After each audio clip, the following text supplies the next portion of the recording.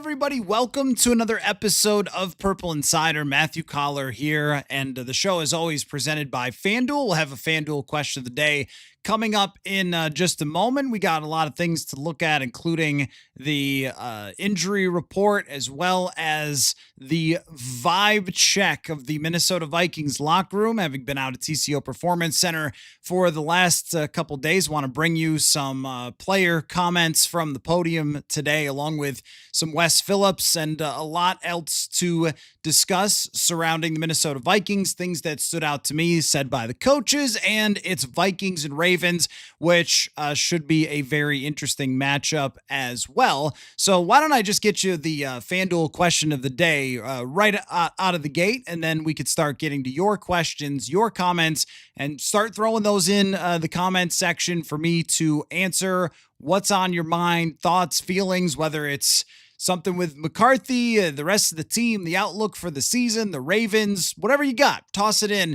and we'll answer those in a couple of minutes. But the FanDuel question of the day is, in this game, FanDuel has the over-under for Justin Jefferson, 75.1 yards, for Jordan Addison, 47.5, and TJ Hawkinson, 30.5. Which one of those players do you think is the most important to hit the over?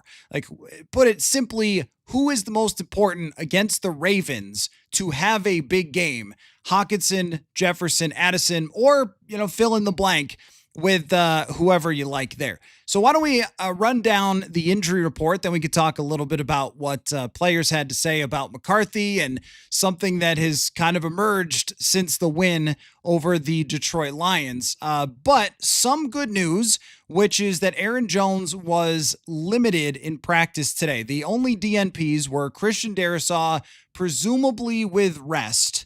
Darrisaw sounded in the locker room yesterday like things are going well for him and maybe he's turning a corner. So don't want to look too much into that DNP because we had been told that on Thursdays for the rest of the season, he was going to have rest most of the time, that they're going to try to manage the recovery in part by not having him practice on Thursdays. And he's been around long enough that he can still take in the game plan and everything else without having to actually get out there on the field. So no panic for his DNP. Okudah and Oliver seem very unlikely to play this week. I had a conversation with Nick Vannett, who's stepping up into that tight end blocking role very well, actually, against Detroit. So he's probably going to have to do that again this week. And CJ Ham limited, which maybe means that he could come back. That could be big for them as well, because they have been going with the bigger personnel. And I think they've been missing CJ Ham, especially in pass protection, where you don't want Aaron Jones with an injured shoulder out there trying to ram into blitzing linebackers, which you know that the Ravens are going to blitz like crazy in every pass situation. And Jordan Mason, I just think it's not his forte. From a technical standpoint, it doesn't seem like he has maybe the experience in doing it the same way that Aaron Jones does. But you don't want him out there on too many 3rd and 9s. I don't think taking on blitzing linebackers. We saw some of the issues that cropped up against Detroit. So getting CJ Ham back would be enormous. Also good news on the concussion front that Theo Jackson practiced in a limited capacity. We'll see if he ends up getting cleared to play, or it could be Jay Ward who ends up out there, but at least good news for him getting back on the practice field after being put in concussion protocol. And Jalen Redmond has been limited as well. It doesn't seem like there is anything serious to talk about there. And Will Fries, Josh Metellus, and Harrison Smith on the report, but all were full participants. I mean, with Aaron Jones, this is by far the most important, right? I mean, Jones last week had the energy, I thought, and had the explosiveness that we maybe didn't see from him a little earlier in the year, and then he got hurt pretty quickly, so hard to judge. It was a very small sample size, but you were reminded of what Aaron Jones looks like and how he can get extra yards out of runs that might not be there, how he can catch passes and be such a difference maker in the passing game. And I think that if he is able to play, they should lean on him even more from a pass standpoint. And I agreed with Kevin O'Connell when he said that he loved the early check down where maybe he's got a shot to the end zone, but hey, get 9 yards from Aaron Jones. I love the swing pass. Like, this guy and his effectiveness I go back to 2023 and how Aaron Jones helped Jordan Love take that big step, especially as a wide receiver out of the backfield. I think it's vital that they have him out there. And judging from his past, the way that he's fought through a lot of injuries, wouldn't be shocked if he's able to do it. If he's not, that will be something that's really hard to replace in the backfield. But that is one that we're going to be watching really closely, as it might end up going up to game time with Aaron Jones. But I think they can lean on him a lot, especially when they get into spots where, all right, like second, third quarter, it seems like they want to get into shotgun. It seems like they want to, really lean into JJ McCarthy doing well and him being comfortable. But hey, don't forget, like, you could just check it down to Aaron Jones, throw a swing pass, throw a screen pass, which last year, remember, Aaron Jones was the first running back since KOC got here to have some success in the screen game. We haven't really seen that so far this year. You'd like to see that get going, that it's been one of the more ineffective screen games over the last few years, but that is a cheat code that you can use if Aaron Jones is in the game. And I think what we've learned from Jordan Mason is that Mason has a certain skill set. He's very powerful. He's extremely aggressive. He can run over people. He can get you extra yards, but, and I think that he can catch the football. If you're throwing it at him, he can catch the football, but he's really only in the traditional running back sense, where Aaron Jones, I fully believe that if Aaron Jones had made himself into a slot wide receiver as a young player, he would have been a well above average slot wide receiver. Like, he can run routes. He has tremendous hands. Like, that's not most running backs. That's the reason they're in the backfield. Otherwise, they would be wide receivers, because receivers have longer careers and get paid more. So Mason, there are limitations there. He's kind of an early down back, what they used to refer to as an early down back. Like, that's what Jordan Mason is. And I think you need to have him as part of a duo. And I think we have seen some of the reasons why San Francisco, of course, they were getting back McCaffrey, probably said, you know what, we could just take some draft capital for this, make a little cap space for us, because he does have some limitations. So asking him to be the complete back, and I still think he's very good, and he needs kind of a breakout game, needs to have a couple of explosive runs to get back on track from where he's been. But it's just different than having Aaron Jones and Jordan Mason as a duo back there, along with CJ Ham, who can help with blocking. So good news on that front to at least get him back into practice and give him a chance to play.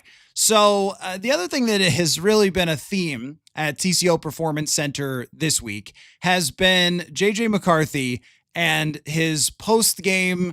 Everyone's seen the video by now of how kind of crazed or psychotic, in a good way, JJ McCarthy looks when he's out there. And then some of the clips that they showed from McCarthy, the up close where he's got the mean mug on and he's jumping around and stuff like that. And look, I think with McCarthy, and then he gets to the podium yesterday and he talks about how that's number 9. That's not JJ. That's his alter ego, which, I sort of laughed when I saw on ESPN.com, Kevin Seifert's article about JJ McCarthy and his alter ego being one of the top stories. I was like, okay, quarterbacks move the needle, even if it's something like this, as funny as that is as a story. But, I think that stuff like that is really fun for players inside the locker room, and that McCarthy, as he is out there, when he's bouncing around like a bit of a lunatic and he's going crazy, hyping people up, and he's going crazy, hyping people up in the locker room, and he's creating alter egos for himself. And Walter Rouse talked about where the dogs in the street thing came from. I still couldn't really make a whole lot of sense of it, but, there's a fun element of it, I think, with McCarthy. And he said, yeah, it's no longer the smiley face thing that he had on his hand when he was playing football at Michigan. And, that time on IR kind of pent up a lot of anger and rage that he's kind of trying to go out onto the field and play with. But I think the youthful energy and exuberance in which JJ McCarthy plays with, you could tell the reverberation that it has on the locker room and on the players here. And that is something that you can't try to do. Like I think you have to have that. And McCarthy, when you watch him at Michigan, he has that. It's one of the reasons that teams liked him in the draft. The Minnesota Vikings liked him in the draft is when you watch him play, there's always an Energizer Bunny element to that, which at some point will probably go down from like a 13 out of 10 to an 8 out of 10 and maybe hit the right, the right note of where you need to be from overly amped up to in the right spot, and maybe not exerting energy too much, going crazy out there. But at the same time, he's 22 and this is a veteran team. And I think you wonder about that. How's it going to click with this super young kid and these older veteran players and the leadership dynamic there?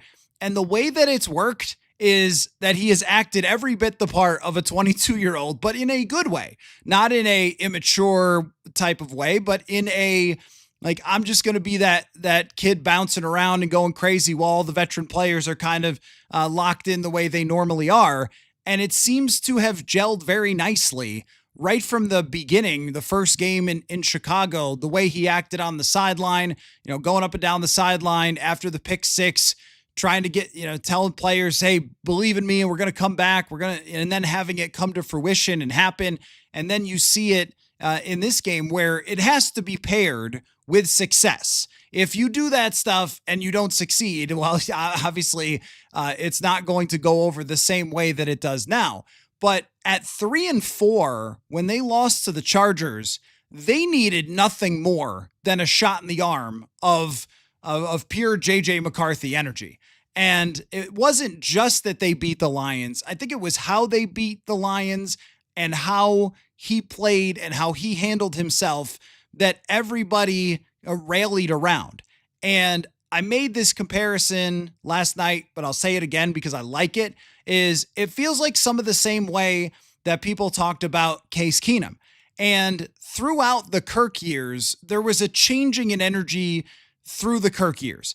Like when he first got here, it was all guys who had been Zimmer's guys, and it seemed like Kirk never found really where he was supposed to fit in, and he would try to yell, you like that sometimes, and it wouldn't really click. And then when O'Connell got here and they moved out some of the older players and they brought in younger players around him or different guys from the outside, I thought that Kirk's specific brand really started to work there. And O'Connell pushed him to be like, hey, you're the guy that's got to get in front of the team and you're the guy that's got to lead.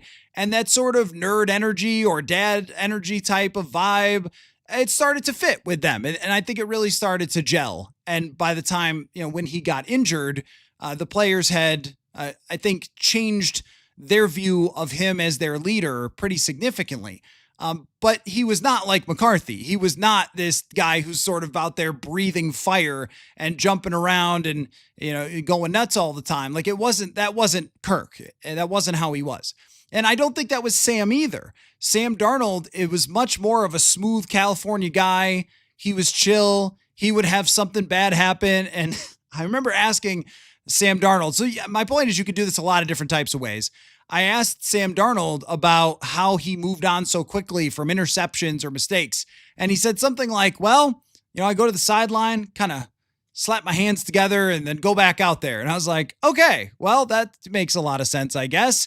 But he didn't have that kind of outward, I don't want to say it's a leadership style as much as just a natural personality. He had much more of a calm, chill, relaxed, doesn't seem like anything's ever bothering him, whether they're up 20 or down 20. That was Sam Darnold. Sam Bradford, who I covered, was pretty calm and chill. And, I think that this type of energy from Case Keenum, where he was jumping around and he was hyping people up and things like that, I thought it played a role in their success in 2017. And this is one of those unquantifiable things. It might also be, hey, they won, so everything makes sense now, right? But it is something that can carry you through tougher times in a game if someone has that type of consistent feeling that they are spreading to the team at all times. I think it can push you through at different moments where if you don't have that, then the downs seem to stay down. And I do think that there's a comparison here too of early Teddy Bridgewater, 2015, with JJ McCarthy. And Bridgewater was not the most accurate at that time. And he was not the guy that they were leaning on to throw for 350 yards, for sure. But they had a really good defense, and he had the belief of the locker room. Remember how much people cared about Teddy Bridgewater. And it wasn't exactly this way, but he had that same personality that had a magnetism to it in a different way than McCarthy, but the same sort of thing. So even though there were, missed throws or parts of games that didn't work out or games where their offense didn't exactly thrive, the team kept going that year and kept fighting that year and eventually won the division. I don't know if that'll happen here, but it feels the same. And as you were going forward with Bridgewater, it felt like as the season went on in 2015, he got better and better. And there was the game where they played against the Broncos, who ultimately won the Super Bowl, and they were close in that game, and you saw some of it. That's the same feeling that I'm getting from seeing these things with McCarthy, where you go, the guys in the locker room know, and this other stuff has to be refined for sure. The accuracy has to be refined. The base has to be refined. The touch on the football has to be refined. But you cannot make somebody have this, and you just sort of gesture at that. And are people going to make fun of him for calling himself 9 and call him Russell Wilson? Yes, they are. Of course they are. What was Russ tried to call himself Mr. Unlimited? Calling yourself 9 is way better than Mr. Unlimited, by the way. But, I also think with Russ that when Seattle was having success early in his career, there were some similarities, and all that stuff hits pretty well when you're having success. It's only when you fail that then many years later, everyone starts saying, oh, yeah, that's cheesy, that's corny, that's Russ. But when your team is doing well, it usually clicks pretty well. But I don't know if there's an exact comparison there. But a lot of quarterbacks over the years have this kind of, how do you even define it? Like, what's the right word? Like, they have this to them that they don't come across as the most calm, most perfectly adjusted type of adult. A lot of them do come off with a kind of a wild man type of feeling. And, I kind of compared him to Nuke LaLoosh from Bull Durham, where, the post-game press conference, if you guys have seen Bull Durham, the post-game press conference, it's really funny. And, Kevin Costner's talking to him about that on the bus afterward and hitting the mascot with the fastball, but also showing all the stuff. Like, he's that raw, and will start to grow into this and become more and more comfortable. But you can't invent the stuff that's there with him in terms of his natural personality that the team seems to be connecting to. So I want to bring you a few comments about that. We talked to TJ Hawkinson today just about, and a lot of these guys, it is funny because they're adults. So they have, wives or kids or, houses and stuff like that. And so to have the 22-year-old around, well, I guess he's got the fiance and the kid, but the 22-year-old around, I think is a little different for them when they had played with veterans for a while. So here's TJ Hawkinson talking about JJ McCarthy and his youthful energy. McCarthy coming in there all hot after. Excitement. He's that's his first game back in a few games, and so he's got to be excited. That's the life of the NFL, and that's you get such a euphoria, you get such a burst of energy when you are able to take the field, and then when you're able to come off of the field with a win and see your teammates and see all these guys that you grind with and you see every single day and you don't want to let down, that whole energy comes to you and, you're just excited. So I think that's every single person in that locker room, not just 9. So, yeah. Do you feed off that? He's a young kid out there, but how do you think? Of course you feed off that. He's a captain of this team. He's a leader. He's a quarterback. A lot of things go through him. He touches the ball every single play, and so you feed off of a guy like that. Doesn't matter how old he, how young he is. He's got more energy than a lot of us, though. But it's always fun to be out there with him. We feed off of him. And obviously, like I said, he's a captain on this team, so there's a lot that goes through him. So there's Hawkinson. Let me bring you Justin Jefferson talking about the same subject. In fact, he refers to himself as 9. He puts on a different persona. Like, what have you seen for him in those kind of roller coaster times that has really helped him become who he is that we saw in Detroit? Yeah. The persona, I like it personally.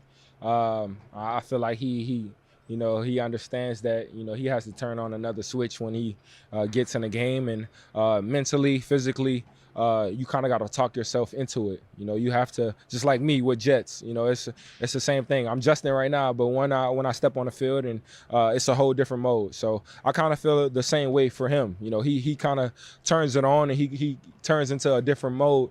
When we're out there on that field and we're competing and we're going to war. So that's something that I'm kind of interested into seeing how far he takes that. But I'm just excited for him to continue to go out there with that confidence that he have, and to continue to perform. What made you laugh at the beginning? Like, what do you find humorous?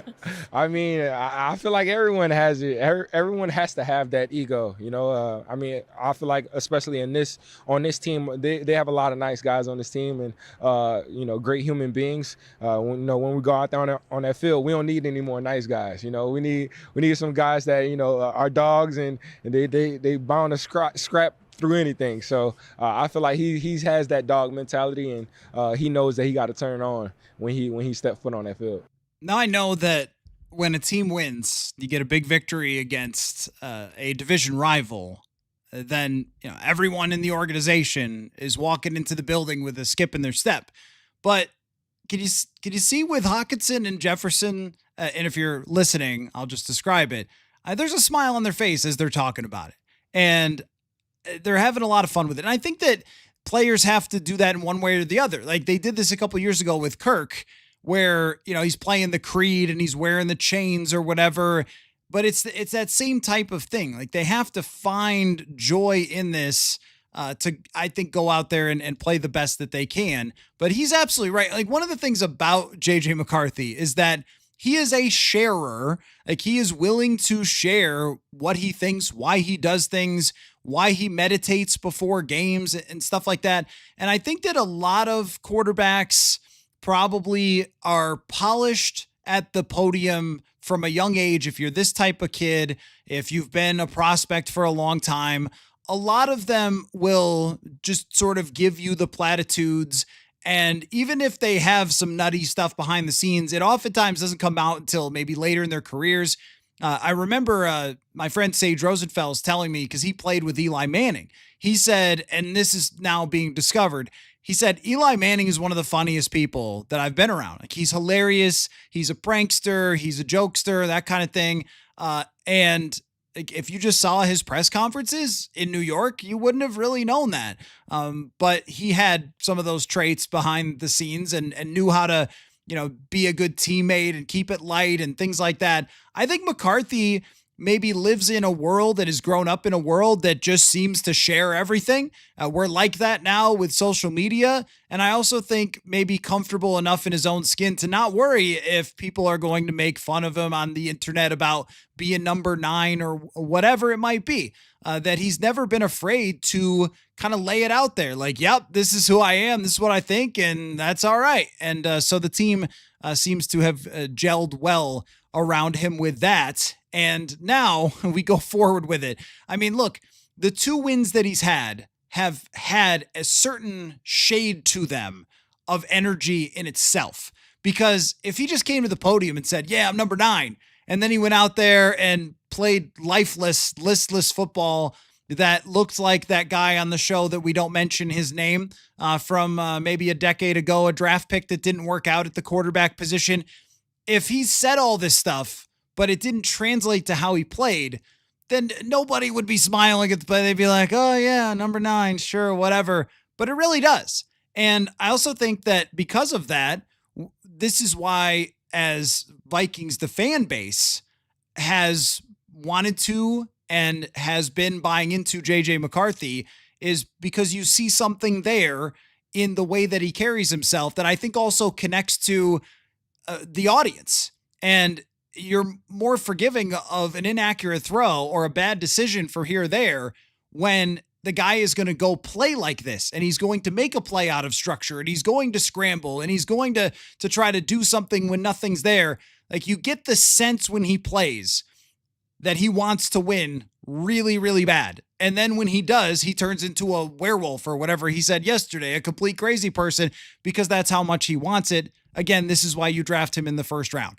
Because if it was just on arm, if it was just on speed, I don't know if you draft him. But I think that the teams who evaluate, and Kevin O'Connell evaluating, you see this type of thing and you kind of know it when you see it. That's why they bought into him.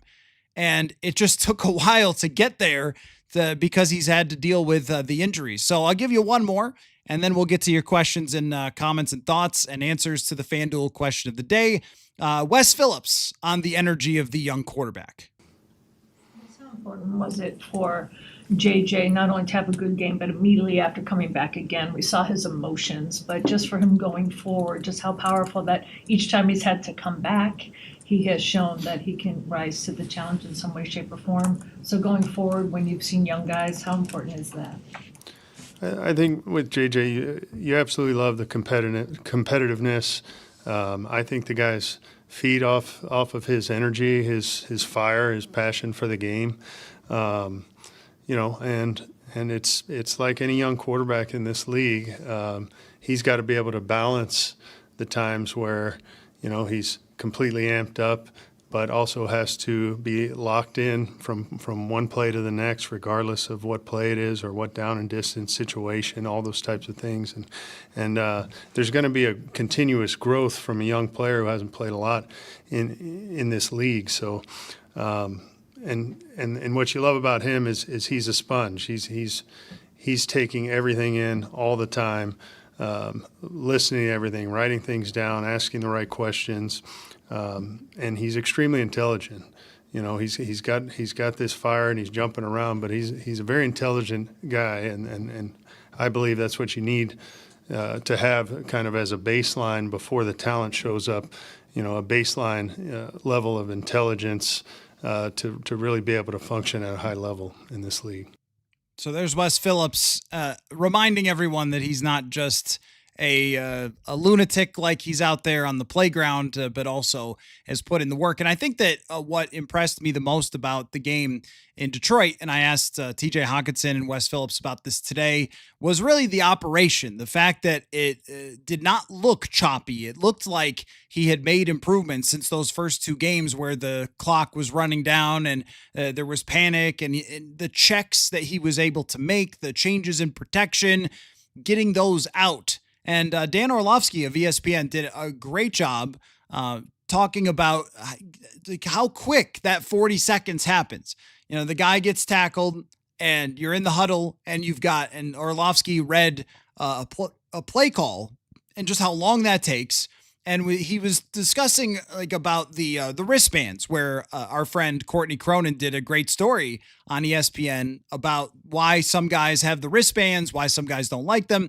And Orlovsky was demonstrating getting the play call in, getting it to your teammates, and then getting to the line of scrimmage. And by the time he had even read the play call out to his teammates, there was only 15 seconds left in the clock to get the snap off. It's not an easy thing. And that Kevin O'Connell probably has some long play calls and there's a lot of detail and he's trying to get those extra words into the headset and all those things. It's crazy out there, and it's crazy at Ford Field. And Wes Phillips said that most of the mistakes were just really noise related that they felt they made, where, maybe an offensive lineman couldn't hear or a receiver couldn't hear on a certain route. But it wasn't that McCarthy didn't know what he was doing. And I think if you have the number 9 stuff and you have the feed the wolf thing and you have the all that stuff, but you don't know the plays, it's not going to mean a thing. And so you have to, I think that's Wes's point there, is you have to pair it with being the leader in that way, which I think is true leadership in the NFL, is being prepared to direct the entire offense, which takes so much work. And I thought it showed from JJ McCarthy there. So what does that mean for the future? Well, I was just on WCCO radio with Dave Schwartz, a friend of mine, and he started off our segment by saying like, well, multiple Super Bowls, right? And, yeah, the expectations, I think, since McCarthy got here have been through the roof. And when you choose him and you don't bring back the veterans and you don't bring in the legend, that they have been high. And when you see a game like that, the way that he played and all this other stuff and the way his teammates are responding to him, I think the expectations should be very high for JJ McCarthy. There will be times throughout the coming weeks where I think there are going to be dips in performance, dips in accuracy, high roller coaster type moments where he looks absolutely fantastic and great drives and down drives. But something like this and the buy-in from the rest of the guys inside of the huddle, that can sustain you through that. And now it feels like a new season as we start the second half of the year-ish. I guess, what would it be? Like in the second quarter, it'll be at halftime? Yeah, at halftime, it'll be halfway through the season. But it really feels like a new season began against Detroit. So let me get questions, comments, thoughts, answers to the FanDuel question of the day. Very interested in what is on your guys' minds for tonight. Let's see. Marauder says, did I see Asante Samuel lurking around the building? I believe he's going to visit tomorrow on Friday.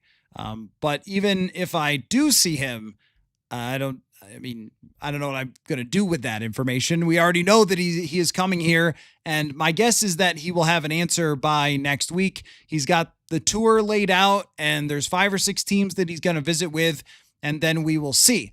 I think to get Asante Samuel Jr. would be a boost for them. Maybe not right away against Chicago or something. I don't think he's going to walk right in the building and then, hey, I'm playing. It might only be for the final 4 or 5 games of the season.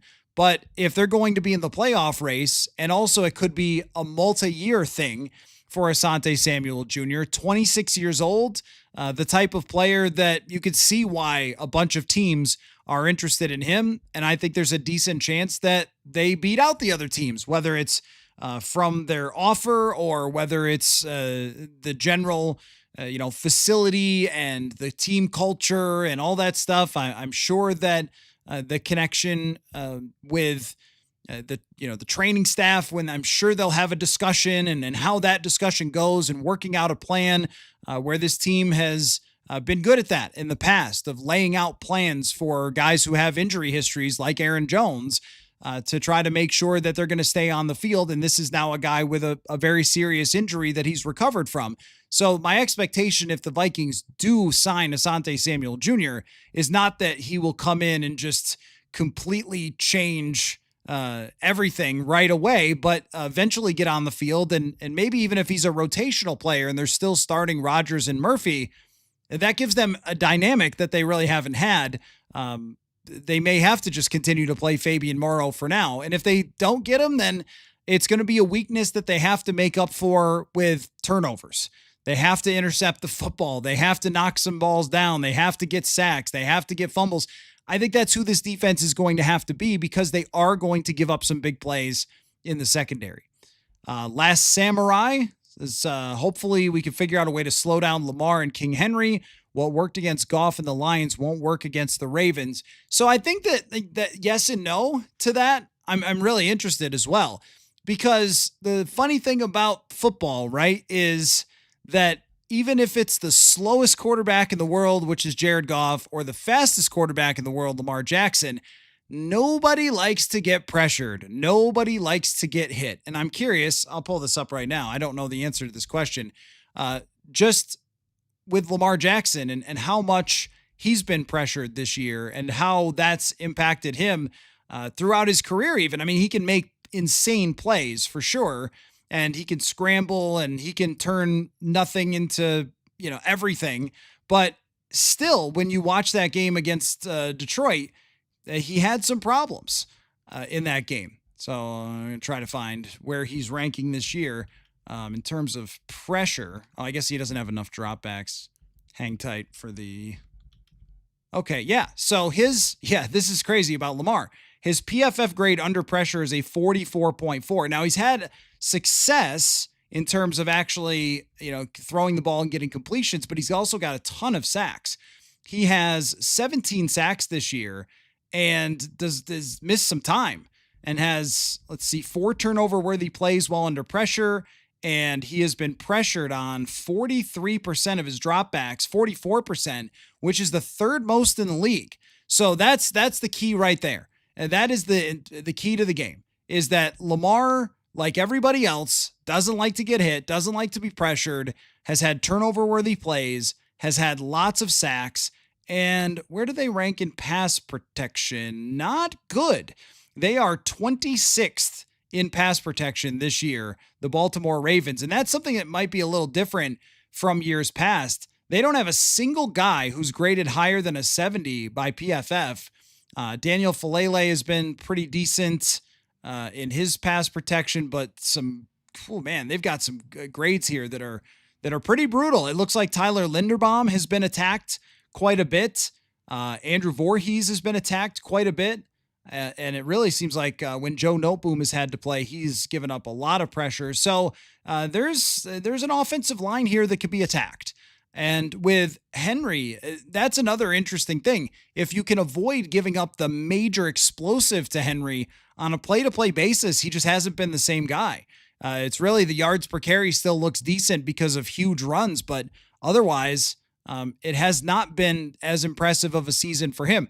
So they are as vulnerable as they've ever been, which is usually not at all. It's usually almost impervious to this stuff. But if they're not blocking that well up front, and even like their tackle, Roger Rosengarten, he's given up 15 pressures this year.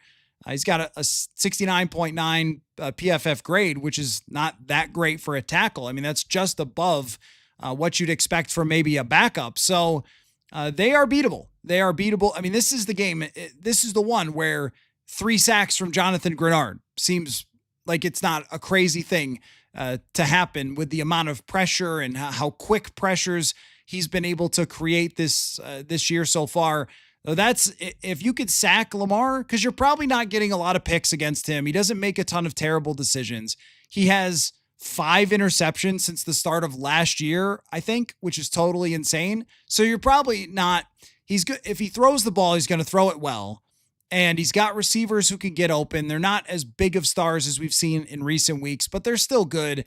If he could get it to his tight end or tight ends, they're going to move the ball. And if Henry can break out on a few big runs, it's going to be a problem. But if you sack him and it sets it back, and now you're talking 3rd and 14, well, nobody's good on 3rd and 14. So it kind of has to be the fundamental stuff that they've done when they've had success, and the same stuff that they did against Goff. They made the Lions one-dimensional by stopping Gibbs, and that's where it really all began. So BM says, I sense the story of how Like a Dog in the Street came about and what it means is edited for public consumption. Yeah, that's probably true. That's probably true. Like, my thing is, if they like it, it's none of our business. Not that I'm saying we shouldn't ask. We should always ask if everybody's enjoying something, but hey, like if they love it and it's their thing, whatever the backstory really is totally fine. Just have as much fun with it as you can. When you see a team bonding together, having inside jokes, enjoying like the alter ego discussion and things like that, like that's what you want out of this team, because it felt very disjointed this year, especially with so many players being out. But even as angry as they got about the whole Khalif Raymond thing, like even that was kind of telling of a team that did not lose its connectedness when they were not winning games.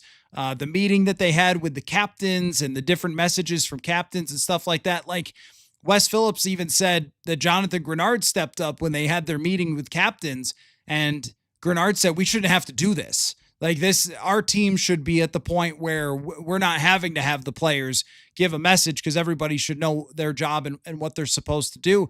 But it feels like this win against Detroit has the potential to bring them together in a way that, because so many guys were in and out, it just didn't seem like they ever had the chance to build that connection, which, now they do.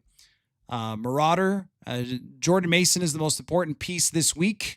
They need to grind their defense down. It is a very average defense against the run. That, again, with Baltimore, it just doesn't feel like this is the Baltimore that we're used to seeing. So I said very average. Actually, PFF disagrees with me. They think they're terrible. 27th in run defense PFF grade for the Baltimore Ravens. Now, they were missing a lot of players, and they're getting guys back, and Kyle Hamilton is in there, Roquan Smith, and that's going to make a difference. Their injury report, by the way, was all clean again today. No injuries, no one limited whatsoever. It feels like, are they being a little passive-aggressive toward the NFL? That's what it feels like, but I don't know. Do they have passive aggressiveness in Baltimore? I thought that was only in the Midwest. But I don't know. Maybe it's not. Maybe they have zero injuries and no one was limited in practice and everything is perfectly fine. It seems a little suspicious to me, but because I just have never seen that before, and apparently it's only been a couple of times ever that that's happened. But that is between them and the league that will fine them for it. But to your point about Jordan Mason, you're absolutely right. Is the reality of JJ McCarthy is, as exciting as it was for him to run around and scramble and make plays and so forth, everything started in the game against Detroit with a successful run. And once you can do that, once you can get going on the ground against a team that clearly has not been the same as a run defense as they have been in the past, I mean, you got to think that a team like Baltimore that's underperformed this year and has struggled in run defense, if you get going against them, that's when they'll start pointing fingers and looking at each other going, well, what are we doing? And they're not going to feel very good about themselves on defense if that starts going, because you've seen floods against Baltimore, Buffalo, Detroit, those games, there were just floods of explosive plays, floods of explosive runs against them. The David Montgomery run against the Lions. Buffalo had a number of big plays against them in their comeback. You can get in a rhythm against this team. And even Miami had some plays in that game where they did rip off big plays and they just screwed it up in the, red zone because Miami, but it's a vulnerable defense, more vulnerable than you would have expected against Baltimore going into the season. And if they can pound into them with Jordan Mason and not have to ask Aaron Jones to be on the field too much with the injury, you'd like to have him get a week to recover here. So I agree with you. I think Jordan Mason is extremely valuable here. Eric says, I'd say Jefferson would be the most important. I wonder if any other QBs are getting pet clones. So that's a non sequitur there. But, to your point, you're answering the FanDuel question of the day, which is, of the three main targets for JJ McCarthy, Jefferson, Hockenson, and Addison, which one is the most important to hit the over? And Jefferson's over-under is 71.5. Addison's is 47.5, and Hockenson is 30.5. I think that it remains TJ Hockenson, and I feel like I've kind of banged this drum all year long that the offense, when it's got Hockenson involved, that's when it feels like it's at its best. Because Hockenson can be a beating drum type of player, and I know he had 2 catches on 3 targets against the Lions. You'd like to see it be more than that. He can be a 8 yards, 10 yards, 12 yards. He can be an emergency outlet. And we've seen flashes of it this season. Sometimes I feel like people act like he's not even on the team, and he's like 15th in catches among tight ends in the NFL. We've seen it at times. We saw it against Cincinnati. We've seen it in some of their better games as an offense this year where he has been more of a part of it. Philadelphia, where they moved the ball really well throughout most of the game and then fell apart in the red zone. He has 6 catches, 43 yards. Cleveland, he's got 6 catches, 38 yards. Like, these are not big, huge numbers, but they are successful plays and just, keeping things moving.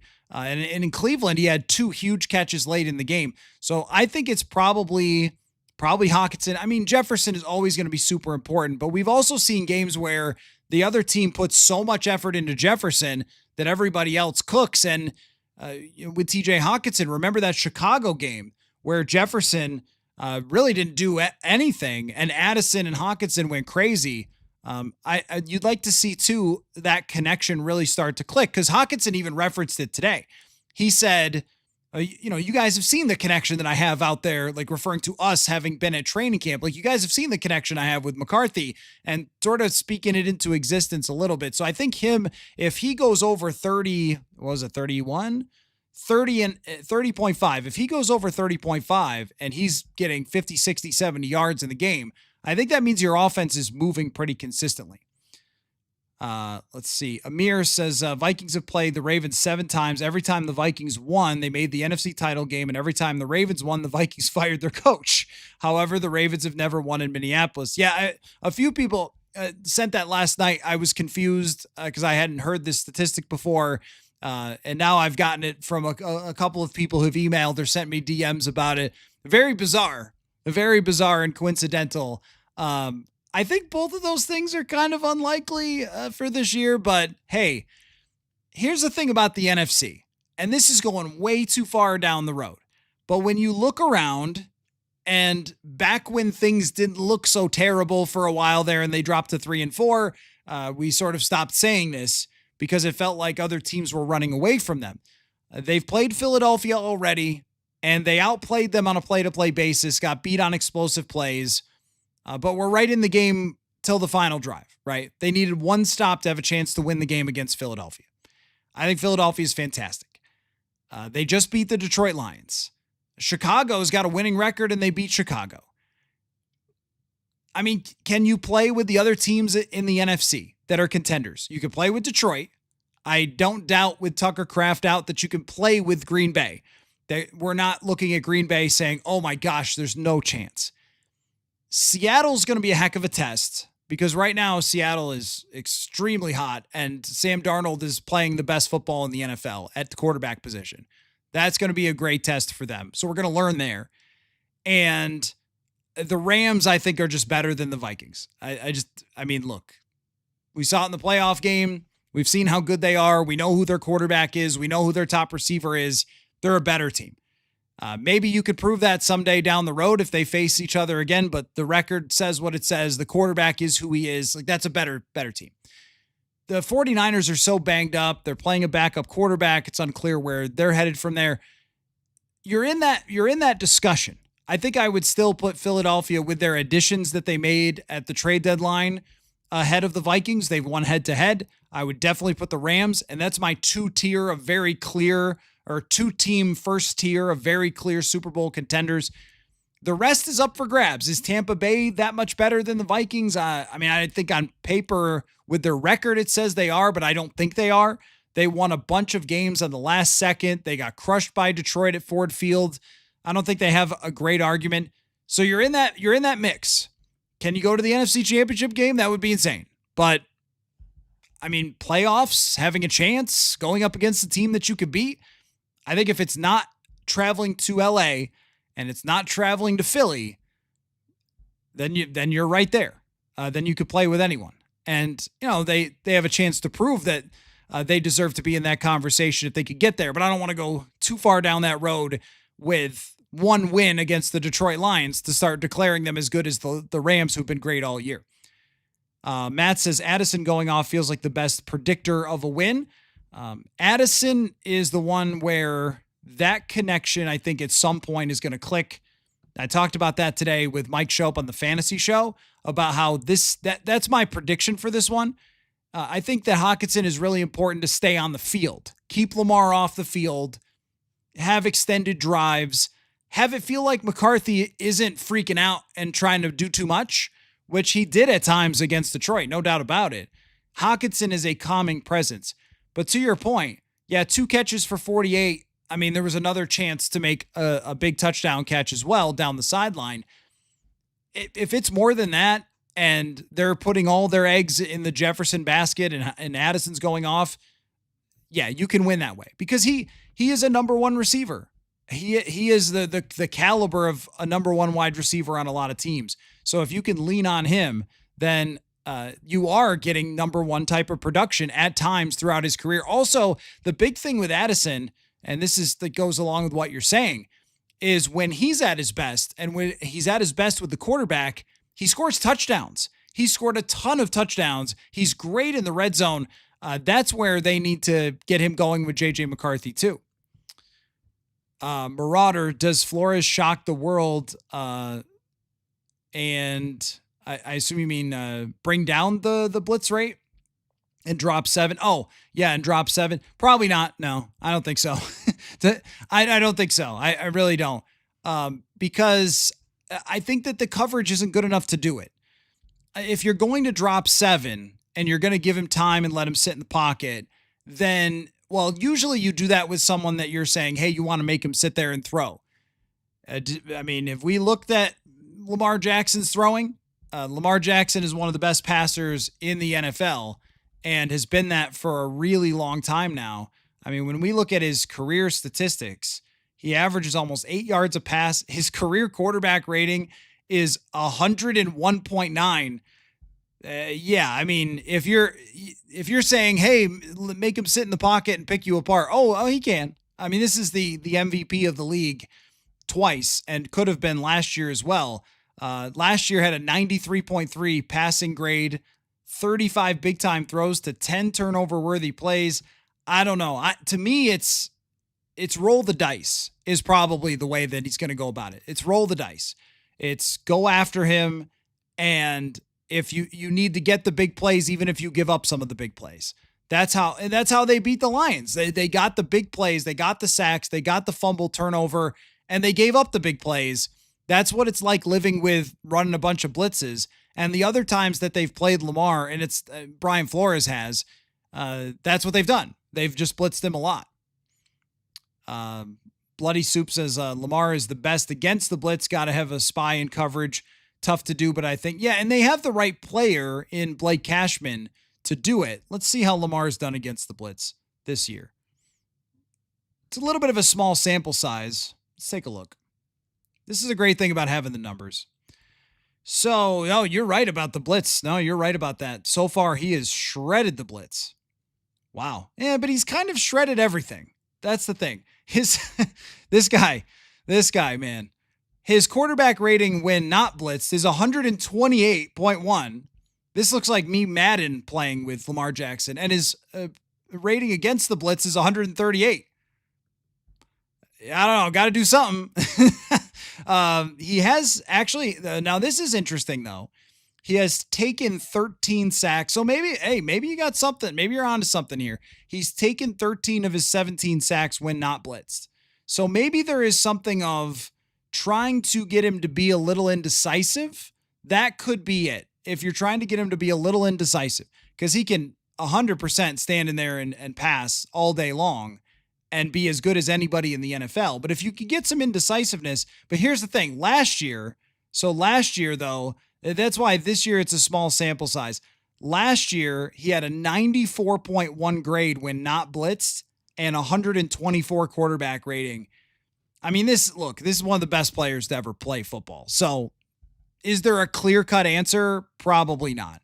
It's probably more along the lines of, and he really, he was sacked more when not blitzed, but he wasn't sacked as much last year.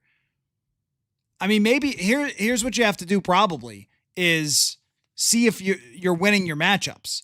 If you're winning your matchups up front, rushing 4 like they were last week, you don't have to blitz every single play, and you can send those simulated pressures with 4 guys coming after the quarterback and go from there. But maybe it's not the 4 that you expect.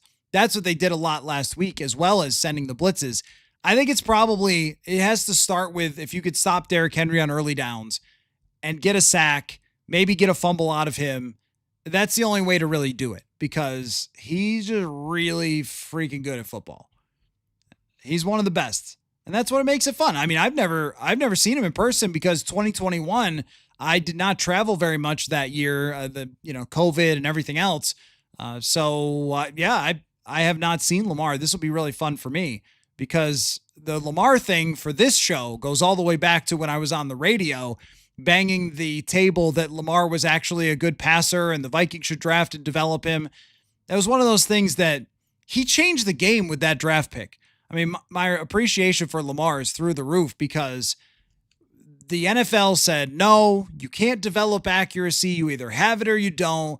He should, some teams, some people in the league said he should be a running back. He should be a wide receiver.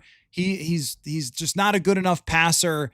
And I think they missed the forest through the trees there. They let biases shape what they thought of past guys who had been pure athletes and not great passers.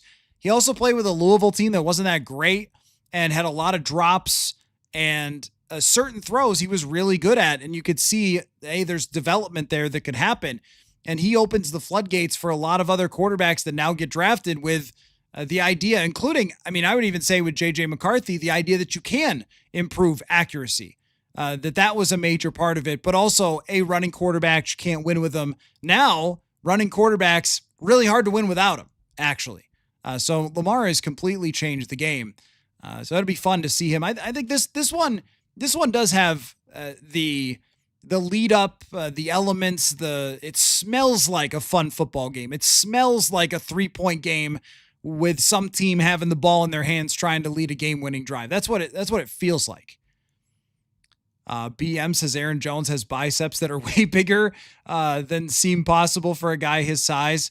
Some of these dudes, actually, Aaron Jones has huge hands. I have shaken Aaron Jones's hand before, and it is enormous. And he has crazy long arms. So that's, I think, one of the reasons he's a great pass catcher is these huge mitts, but he has these wild arms that go down to like his knees. It's crazy. But I think with him, the work ethic and the toughness that he has is incredible. But you're right. I mean, look, these guys, Eric Wilson is so freaking jacked, covered Danielle Hunter. Like, they're the best at what they do. They don't leave too much on the table when it comes to what they do to prepare to play this game. That's why I laugh so hard. And I know that people aren't serious, but when anybody says like, oh, I could get a couple yards in the league, you're like, nope, you'd be in the hospital. That's Aaron Jones. That's a little guy. Look at him. That's what you have to look like if you're going to take the punishment of the NFL. That is not me, and that is not you.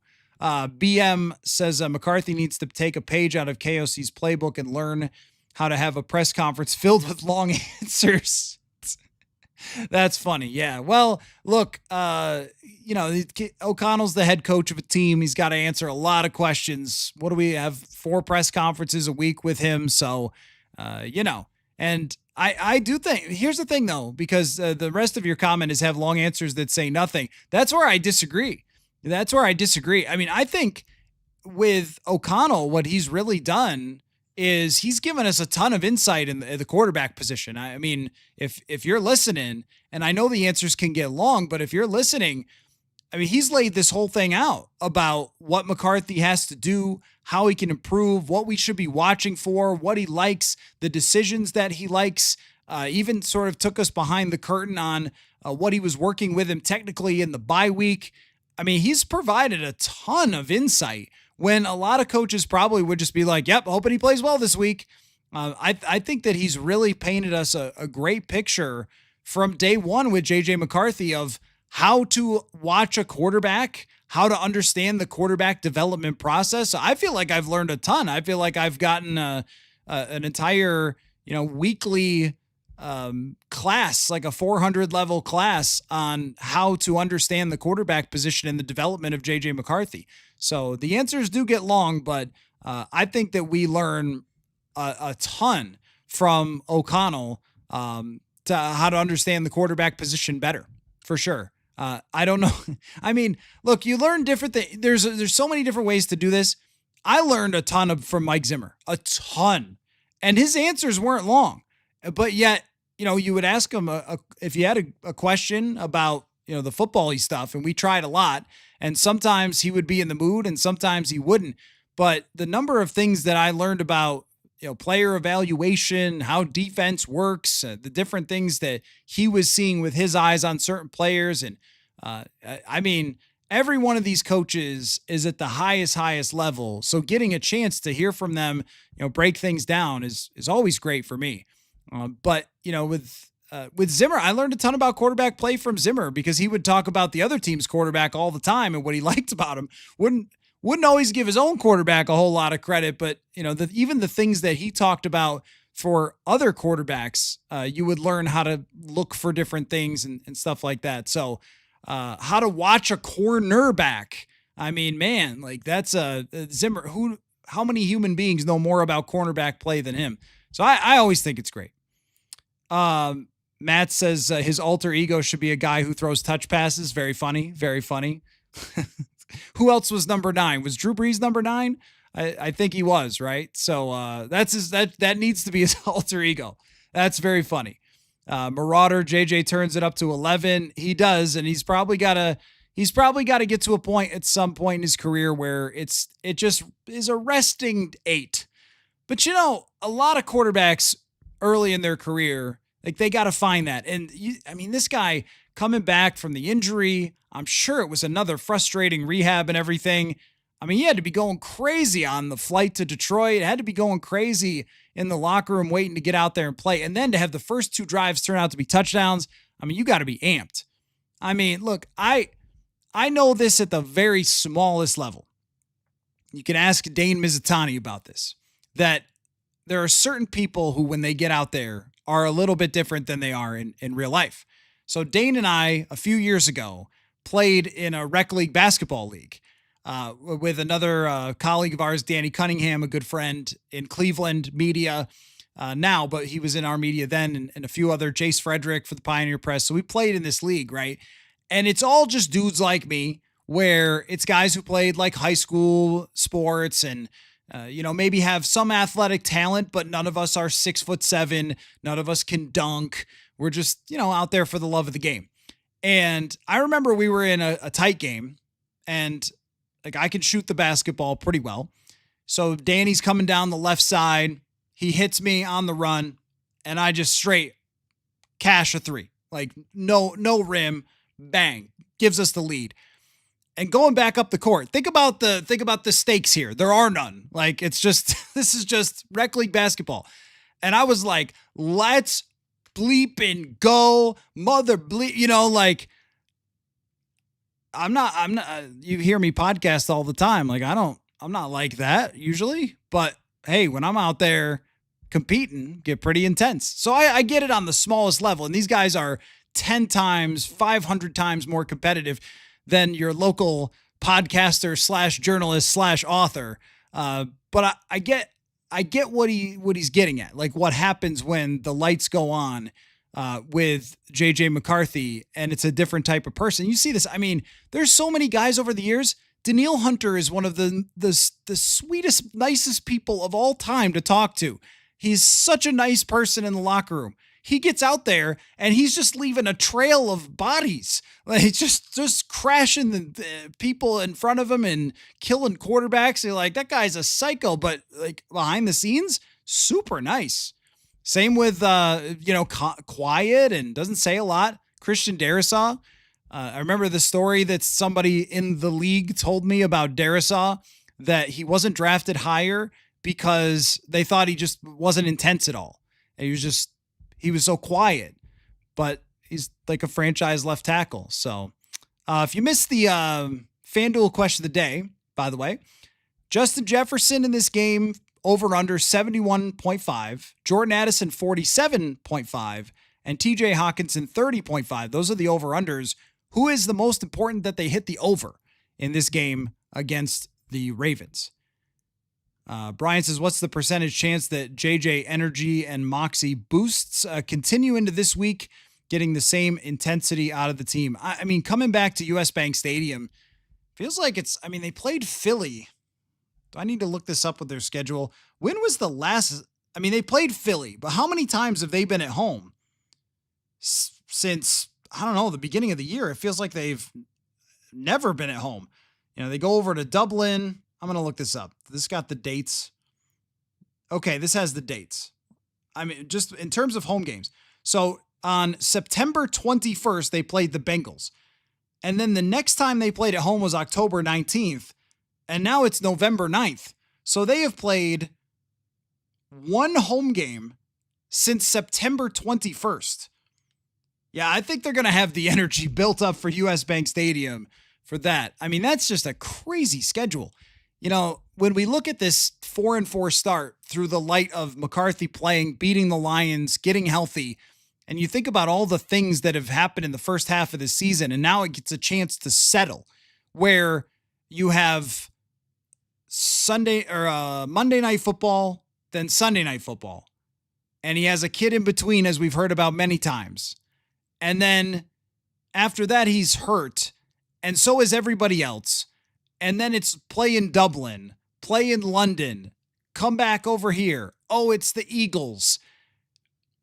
And then it's Carson Wentz on 3 days rest with a torn labrum and fractured something or other in his shoulder, and no Darisaw and no O'Neal. Like, it was just so chaotic this first half of the season. There's so many things that were just not good breaks for them, especially the injuries, but also I think the schedule wise, having one home game since September 21st, it is about to snow. And they've played one time at US Bank Stadium. It gives you a reason to think that they can win 6 out of the last 9 games and make a case for a playoff spot, because they are going to play at home a lot here. They're going to play home this week, next week, go to Lambeau, which is not like a home game, but when going on the road to Lambeau, it's a place that these guys have been so many times. So yeah, I mean, I think that there's going to be a ton of energy for them.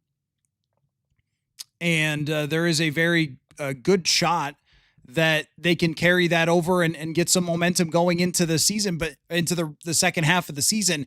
But most importantly, they can actually have a regular week almost every week for the rest of the season. Justin, how is Ryan Kelly doing? I saw him on the side field, and he was starting to do his rehab work. It concerns me. It concerns me with Ryan Kelly. It does. I think that there might be a chance that he does come back, and it's hard not to say, hey, man, they could really use him because he's very, very good. I also think that Brandel did a really good job overall last week, but Kelly's one of the best players of the last 10 years at that position. If he does get back and he does go out there, it's going to worry me. It's going to worry me a lot. But he is starting that process, so we'll see how that goes. MMKR says an upbeat personality like JJ's will lift the team's spirit. Yeah, I think it is lift the team spirit, and everybody likes that kind of energy from their leader and their captain. You heard Hawkinson say it, hey, he's the captain. I also think it helps you when things aren't good. Everything is just up and down with this league. And if you have a guy who gets down and stays down as your leader, it's going to be hard to operate. But if you get a guy who always stays up no matter what, then you're going to feel like you have a chance all the time. Joel says, is there a game to get the run game going? If there is a game to get the run game going, it's this one. Keep Lamar off the field as long as possible. Run the clock down. KOC needs to get uncomfortable by calling more run plays. Yes, very much. And I know that I've said recently, and I'll continue to say, look, we can't every single week on the interwebs, on the podcasts, in the articles, just keep saying every year, Kevin, run more, run more, run more, run more, run more. It's like the Family Guy, Stewie, where he's like, hey, there's I forget exactly the scene, but the baby trying to say, look at me. And like, sometimes I feel like that's us. We're like Stewie with O'Connell, like run more, come on, run more. He's always going to be a guy that's got a pass first offense that trusts its quarterback. And Mike Zimmer was always a guy who never trusted his quarterback and always wanted to run more. And like, what if you two melded?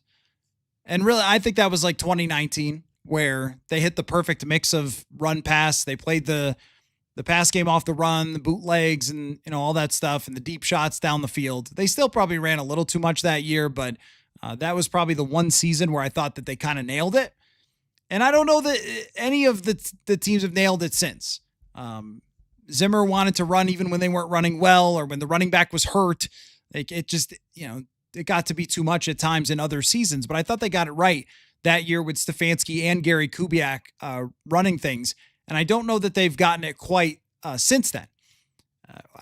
Not 17, they got it right. I think 16, they couldn't run at all. 15, they probably ran too much. So that was the year that it pops out to me. They had the screen game going and they built everything off the run game. It's never going to be O'Connell's philosophy to run first down, second down, third down. But if there is a game where you could see them getting that going and wanting to stick with that and wanting to build the pass game off it, it's against the team that ranks 27th against the run by PFF. So that I agree with you. But also, there's certain things that I just don't have the energy for anymore, which is like debating Dallas Turner's draft, talking about the 2022 draft. You know that one. It's like, look, we've covered it.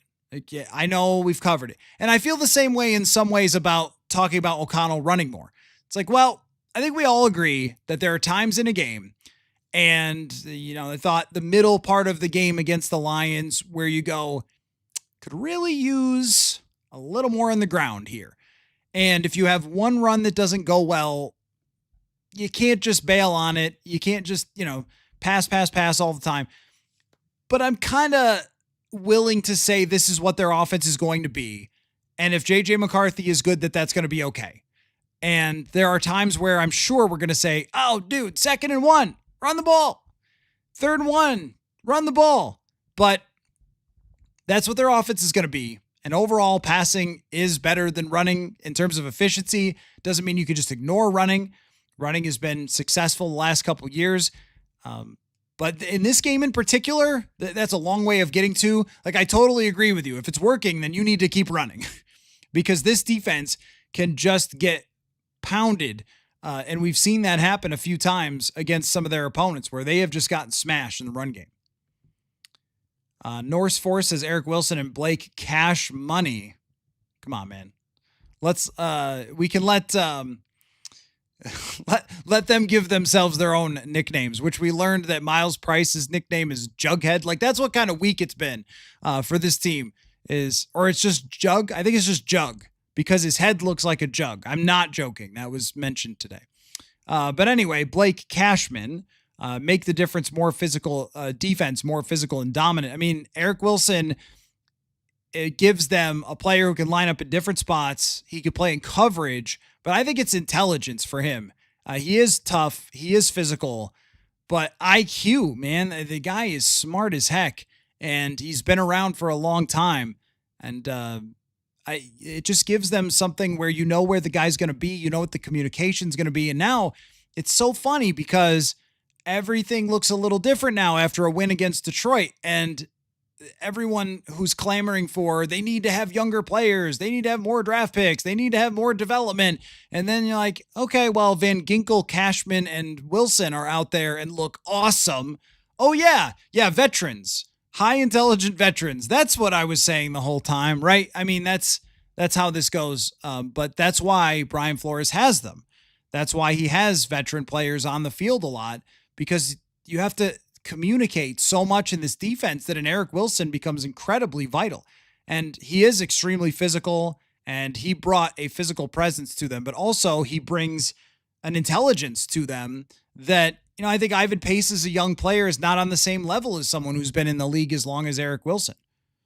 First name, last name says for the FanDuel question of the day, I think Addison needs to hit the over. Addison seems to have the best chemistry with McCarthy.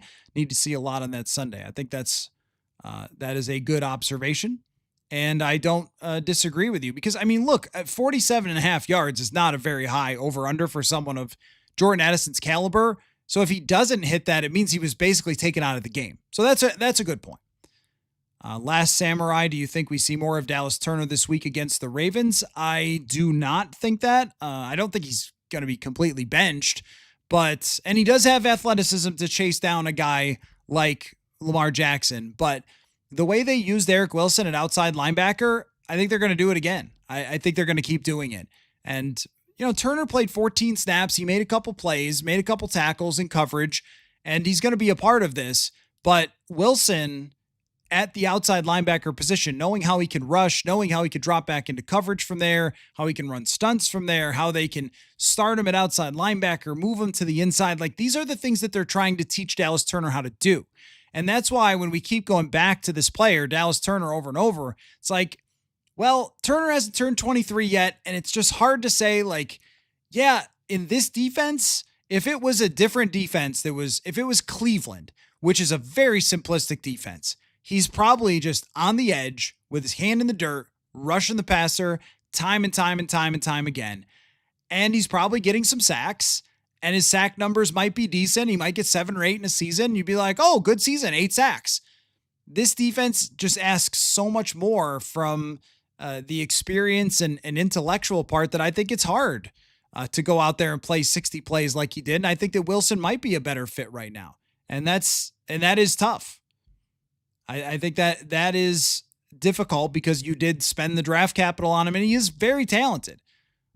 But look, my thing is always, and you guys know this, it's like, I know he's drafted. The other guy's not drafted, free agent.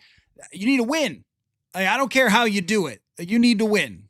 And if Eric Wilson is the best player to be out there at that spot, then he's the best player to be out there at that spot. So I'm sure we'll see Turner. I just don't know if it's going to be as much as it was early in the year. And so, of course, we always get the one person, he's a bust, whatever. To me, there is a development curve for players and they're all different. And I could give you 20 examples of guys. I've mentioned Melvin Ingram, Trey Hendrickson is another one, guys who needed time at that edge rusher position. So, I think Turner has showed his youth. I think he's also shown some flashes of being good this year. But if you're asking him to go in and set edges and things like that, he's just not there yet in some of those details. But, I think he could play a role on this team going down the stretch the same way he did last year. And I'm just not going to spend every day of my life talking about a move that they made last year in the draft. He's a player on the team that's going to help them. But if Wilson is going to be better, then play Wilson. That's always going to be how it's going to be. And if you nail a player who becomes super valuable in free agency, but you miss on a draft pick, I don't know. What am I supposed to say? Are you brilliant or stupid? I don't know. It's really frustrating to talk about. But I would say that Dallas Turner is a guy that has the physical capability to chase around a Lamar Jackson. So he may end up on the field a little bit more. That if you're talking about one guy that has like pretty insane speed, that might be him. Kay says pressures aren't the same as a blitz. Yeah, I mean, there are different ways to do pressures, simulated pressures, maybe you're referring to. And if you could pressure with 4 on simulated pressures, that would be great. If they could do that. And they did a lot of that against Jared Goff. It was not all blitzes. And I would imagine we're going to see a lot of that against Lamar, for sure. KFT players don't often talk up the quarterbacks the way the Vikings talk about McCarthy. Bridgewater was a gamer, but they didn't talk about it in the same way. Disagree. And I was there after Teddy got hurt, but have talked to a lot of players over the years about Teddy Bridgewater. Different people. Teddy Bridgewater was a 22-year-old going on 32. It was incredibly mature for a young person. I think he had grown up a lot as a young person and had leadership traits as a kid that were those that you would expect from veteran NFL quarterbacks. So they're very different. So they do talk about them differently. Like McCarthy is a ball of energy who is just, bouncing around is the best way to describe it. Like a kid in a candy store kind of with playing football, and they love him for that. But, Teddy Bridgewater came in and was a professional right off the bat. And I think his work ethic, his calmness, he had a lot of joy and enthusiasm too. It was just a little bit more under control. But teammates, and look, Jeremiah Searles has talked about this on the show. Teammates adored Teddy Bridgewater as the leader of their team. And that's why I'm drawing the comparison that the two are very similar. Bridgewater and McCarthy in that way, that I'm hearing some of the same stuff and seeing some of the same stuff, that even though the quarterback was not fully developed yet, Bridgewater was not fully developed yet.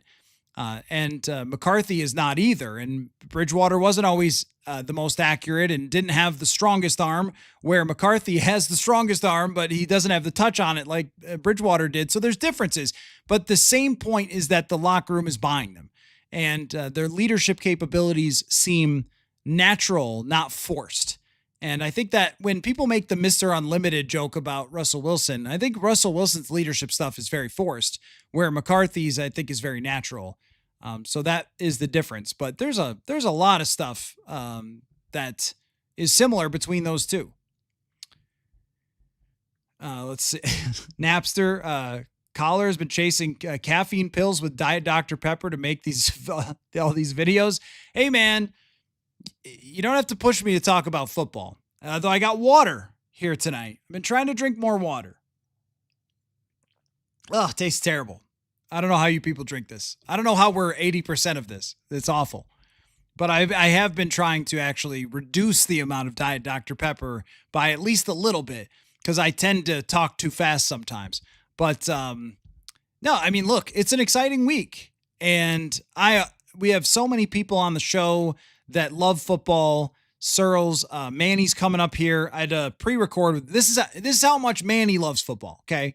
So Manny Hill, who's on every Thursday night, he had a family function tonight and couldn't do the show. But he said to me, hey, can we record my segment? I'm like, let's go. So hey, look, everybody who's on the show, myself, like we all like talking about football.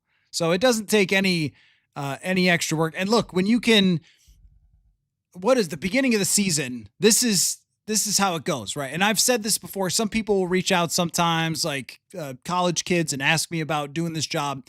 And the best way I could describe it is when I went to Chicago, there was a little bit of a change we had to make. The dog got sick, and we had to kind of turn things around a little bit with my travel schedule. In Chicago, I left Soldier Field, I think, at 1 o'clock in the morning. I flew into Chicago that day on the Monday. And so I got there like the middle of the day.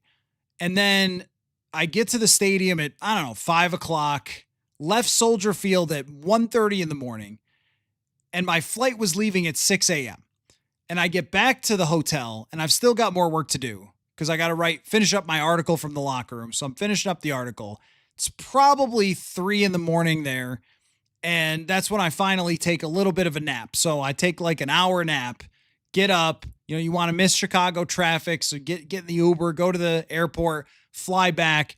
Then there's a O'Connell press conference. Then there's a show. We got the round table. And that's my Monday, right? Or Monday into Tuesday. That doesn't bother me at all because we're talking football here. It's great. But if you don't love it enough, if you don't have that energy naturally without the caffeine pills and Diet Dr. Pepper, it's probably not for you. So, for me, it's always fun to get together with, Steve Palazzolo, Manny, Brian. Like, I always enjoy the conversation. When things are down, it's a different discussion, and it's different with you guys, but I always like doing it no matter what. Brett says Addison Jefferson will take a lot of the attention. Addison needs to take advantage. Yep. Also, Marlon Humphrey's in this game. So a really good corner still. And if you can get an advantage on the other side, that could be a big deal. Hockenson, though, Kyle Hamilton is lurking. And I think if you could take some of his attention away from the receivers, that could also play a big role as well, because he's kind of everywhere. Marauder says, will we ever see the rookie wide receiver? You're talking about Ty Felton. He has speed. Can't we use it while he develops? Can we get a wide receiver screen once in a while? Well, the thing about that is that Jalen Naylor and Jordan Addison and Justin Jefferson, but those two, they're good with the football in their hands. I don't think you want to take those guys off the field. Like, give Felton time. Let these guys develop. Let Felton develop. Let Miles Price develop. I wouldn't mind seeing Price get the football, but you have guys who are great with the football in their hands. Felton will develop or not in due time. I like how he's played on special teams. But I think there's always this, like, hey, can't we get a look at the young guy that we drafted because it was exciting on draft day? It's probably going to be a next year thing when you have a trio of wide receivers like this. There's no situation where you're saying it's better to give a guy who's never played in the NFL on offense the ball instead of Jordan Addison. So just throw some of them screens to Addison. You saw him in space last week. He's just so freaking good. Two Dog Dad said, doing some more brainstorming today, was thinking about the DTs. How come we never move pre-snap like all the other positions? They always go down and become statues. Is that true? I don't know. I don't know that that's true. I think they shift up there at times before the snap. Now, they don't walk around. They don't stand up and like move around and walk. But a lot of times, based on the communication with the linebackers, Blake Cashman, he will tap somebody on one side, they'll shift, they'll move. but they don't like all stand up at once. I don't know if any team actually does that. I mean, most teams down linemen are going to be, they're going to have their hand in the dirt or the turf or whatever those little pellets are. They're going to be like that. I don't know. Like, it depends, because I think also if you're having a bunch of guys moving at the linebacker positions, maybe you would prefer that you also don't have every position moving all at once. So I'm not sure, but I don't know I don't think they're doing it wrong. That's defensive. Oh, what about defensive tackles standing up? Well, you're going to do that on third down, maybe in the past with certain rushers. So if you had like a Jihad Ward, you might do it. You don't want to do that with Javon Hargrave and Jonathan Allen. These are hand in their dirt rushers.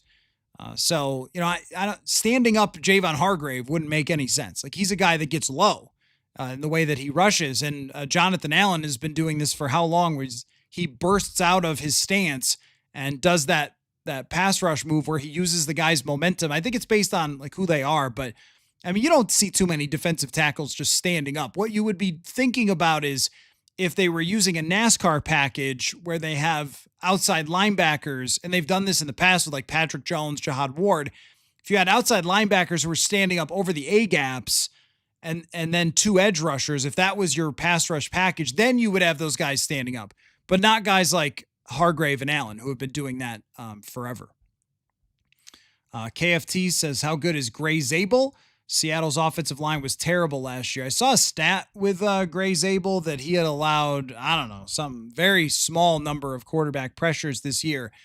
I think the answer is very good. If I'm not mistaken, Jeremiah Searles did say something to me like, yeah, maybe you were right about Gray Zabel, but his PFF numbers are just okay.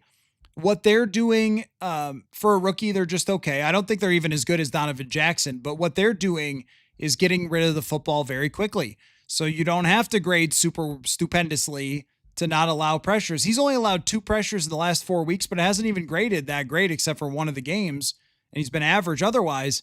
But that's the key, right? Is if your quarterback and your system is getting rid of the ball quickly, then, that's going to give you an advantage. For example, Donovan Jackson actually has a better overall PFF grade than Gray Zabel, but they've gotten the ball out faster. And Jackson did really well last week. I ended up getting Wes Phillips off on a PFF conversation today about Donovan Jackson, but I'm just seeing a lot of really good things with him as well. So look, it's a good guard class. I don't know, what is Tyler Booker doing? I haven't even looked with the Cowboys, because he was the other one that was on. Oh, he's playing well. It was just he's got really good grades. It was just a great class. Tyler Booker is this big giant mauler, 325-pound dude, and he's had some great games, been really good in run blocking, pretty average in pass protection, but not like giving up a ton. All these, you're usually not seeing guys drafted in the first round, the guard position, unless they're really great prospects, which I think this year was unique for that. So all of them have done really well. They couldn't miss. Let's see. The Broncos with the throwbacks, they should never have modern jerseys again. I know. If you actually go back and look,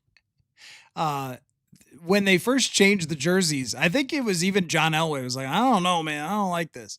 And I don't either. I like the ones that they've always had forever, and changing them, not my favorite. That goes for almost, does any team, how often in history of sports, because now the Timberwolves are rolling out their old ones, how often in the history of sports has a team changed their jersey and it's been way better?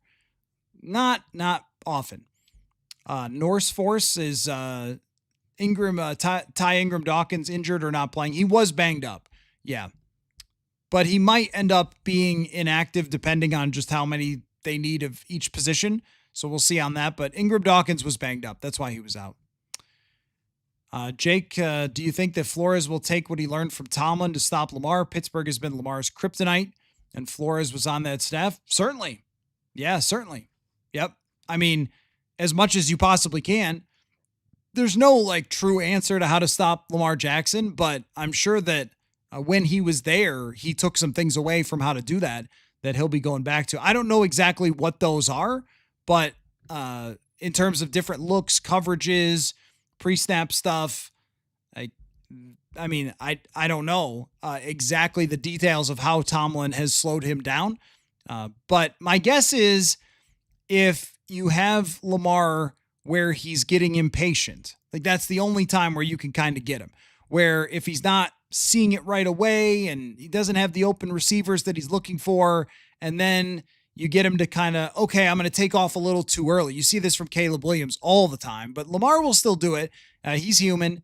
And he's done it in some playoff games too, where it's just, I'm a little impatient. I'm going to take off too early. And then the rush hasn't developed itself yet. And he kind of will run occasionally right into pass rushers. Not all the time. We're talking about very small nitpicks here, but that does happen from time to time. Let's see. Up North says he isn't going to win games solely from the pocket. Yeah, he can. He can. I mean, really, like I get what you're saying, but Lamar truly is capable these days of winning games where he doesn't run a lot. I mean, there's not a lot of games where he doesn't run a lot because he's so prolific at it. But the efficiency with which he has passed over his career, I mean, he can win games in any type of way. Last year, 915 yards rushing, man. That's crazy. But hey, look, he has had double-digit fumbles the last 2 years, and that's something that they're probably looking for. But no, I think it's sort of like people say that about Jalen Hurts too, and then he throws like a 70-yard touchdown. And you're like, well, yeah, it seems that he can. I think all these great quarterbacks can win from the pocket if you make them. I was trying to look through some games from last year. They won almost every game from last year. I doubt he ran for 1,000 yards every game. I mean, there were games last year where he didn't run for that many yards, and they still won. I mean, some of these games last year ran for 4 yards, ran for 33, 46, 15, 22.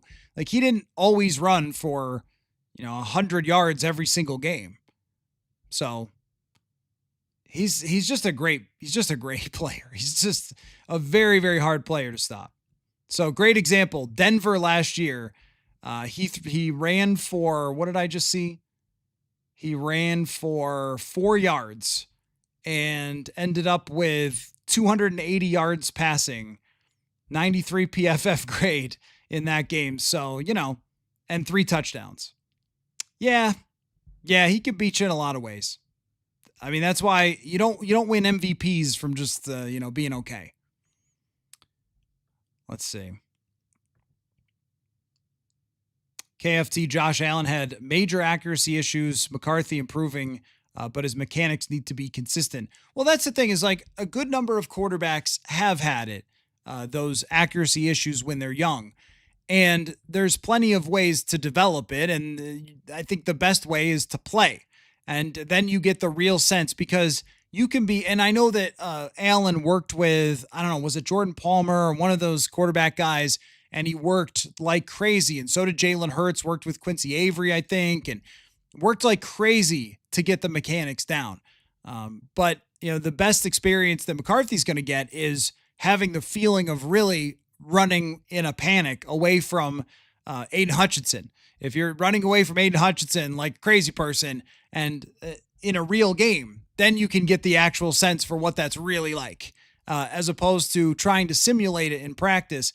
There's just no way to do it. So Allen playing a lot and developing on the fly is kind of what they're going to have JJ McCarthy do here. And then in the next offseason, then he will know, I think, what to really build on, and he'll have a full offseason. We are so far away from JJ McCarthy being the top version of him as a thrower, but you have to start with the velocity that he can create naturally, which I think is very high. And then the timing is something that has to come along too, and understanding the offense. A lot of accuracy. People don't always think of it this way because of Madden, but a lot of accuracy is just throwing to the right spot. I mean, Drew Brees is a great example of this, where Drew Brees would drop back and he would release that football and it's headed toward a spot where he knows his receiver is going to be. And they are able to adjust on the fly because it's traveling with a nice arc to it. Kurt Warner talked to me about this when I did the article with him, where he said, sometimes it looked like I threw a flawless ball and I missed my spot, but it had a nice arc on it for the receiver, and he made an adjustment in the air where he, maybe cut it a little bit tighter, or maybe, went a little bit vertical on it because he could see where it was headed. And then I look like a genius with a perfectly accurate ball. And that's why they're going to keep pounding the table for McCarthy to get more of that touch. So, some of you guys are watching. Denver and the Raiders are a hard watch, man. They're a very hard watch. Denver is a team that is interesting, though, to talk about whether Denver is actually a Super Bowl contender. I tend to think that they are. Knicks is a guy who's going to be debated all the time, but they kind of have San Francisco 49ers of the last few years vibe of their defense is so good and their quarterback just has to do enough. Well, that's kind of been Philly too. I would say that with their defense and the way that defense really dominated in the playoffs last year, Denver does have a chance. KFT can't believe pundits are talking about Daniel Jones as an MVP candidate. Yeah, well, he's played like it. He has definitely played like it. But I don't think that's going to continue. I think Daniel Jones is going to regress. Not regress to being terrible, but I think some of the turnover-worthy plays are going to get there, and I see the possibility of playing harder teams in the second half. They've really had an easy schedule. So, yeah, everybody's everybody talking about, Bo Nix is one of those quarterbacks where he has, what's the score there? I'll take a look. Where he has a bad quarter and then everyone wants to talk about how bad he is. Then he has a good quarter and then the other people want to talk about how good he is. He's an up and down type of quarterback who is playing with a team that, wow, Gino's been sacked 5 times already.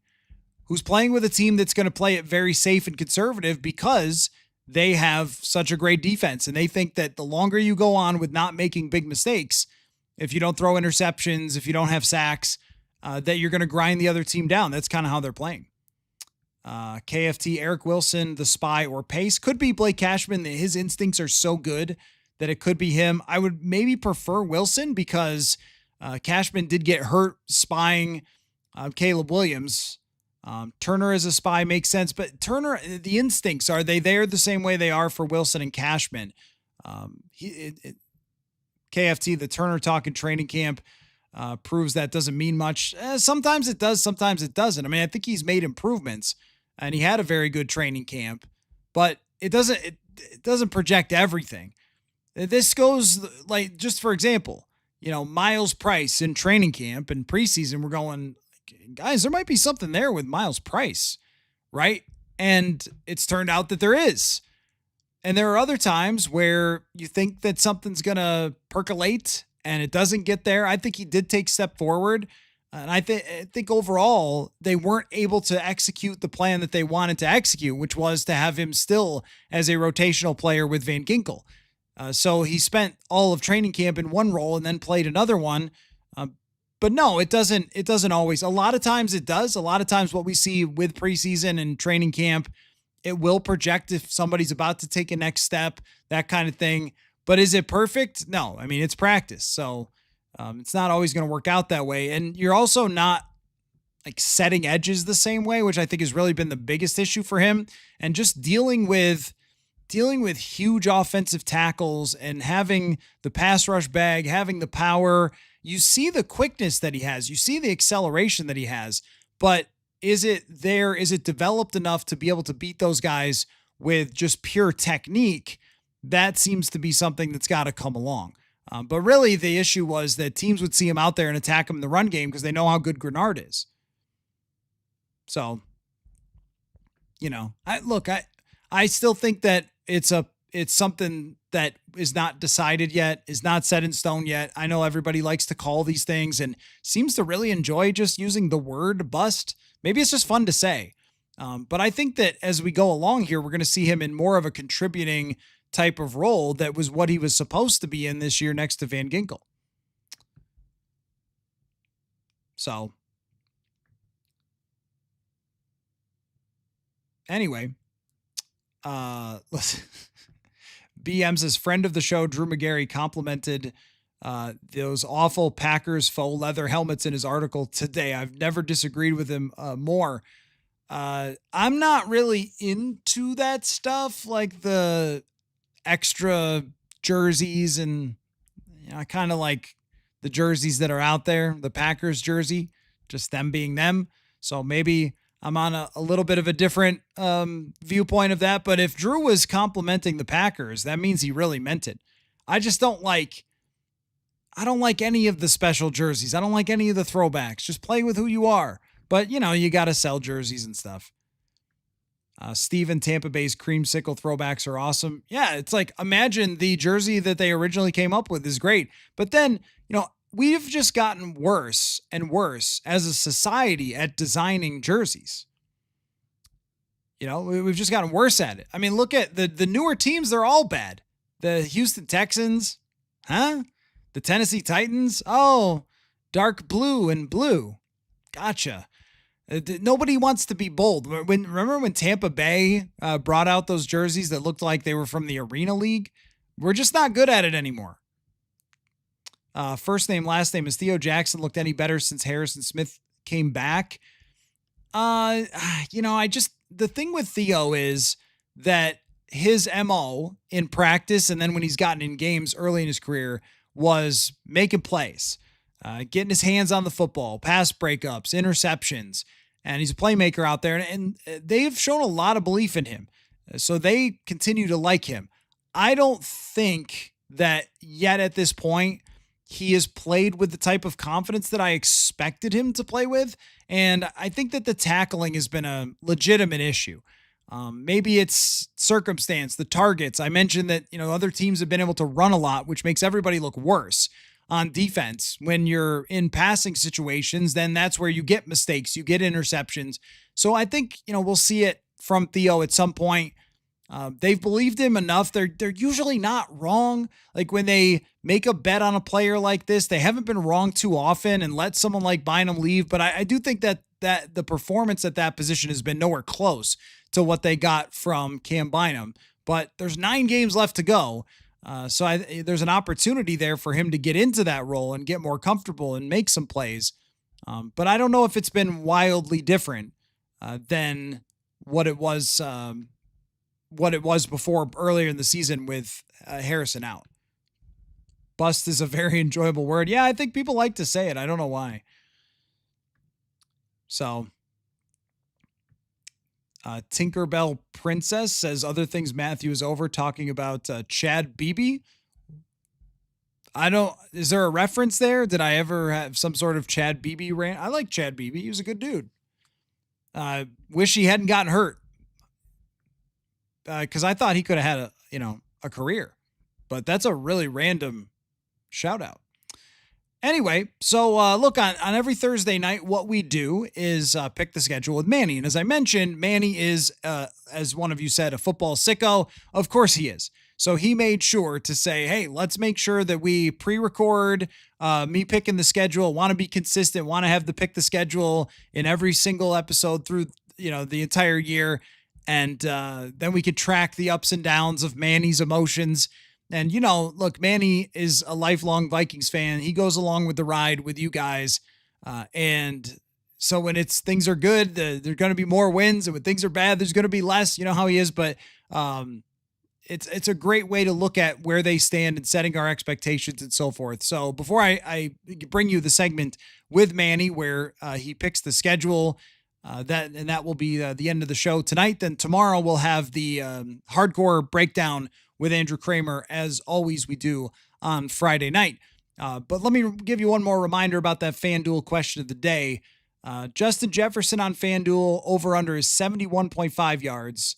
Jordan Addison is 47.5, and TJ Hockenson 30.5. Which one of those players is the most important to go over? And I think a lot of you have decided Addison. I kind of want to go Hockenson because I think at some point it starts to click there with him and McCarthy, and that's where you could get a more consistent offense rather than kind of boom or bust. What do I think about Miles Price? I think that Price has well, first of all, I will say I love the fact that the kick returner guy is back.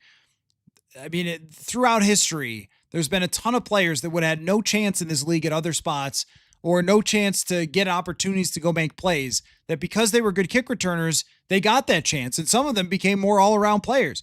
We would have never known a Dante Hall, I'm sure, because he was not really a wide receiver. And yet, even a Devin Hester, who was, a defensive player, but wasn't at all a Hall of Famer and became that way from returns. I love the fact that Miles Price, undrafted guy, no signing bonus, and this dude is making a major impact on the team. It's great. Love to have that back. Jay Ward, KFT, is a Jay Ward a possibility? I think so. And look, Flores said it. He said that the best guy is going to play. And if Jay Ward ends up playing this week and playing well, then he has a chance to continue to stick. He was drafted in the 4th round. He had a good first week when he was out there. I wouldn't be shocked by it. I mean, we've seen Eric Wilson take Ivan Pace's job. They'll make changes. So if he plays this week and plays well, we could see it. Let's see.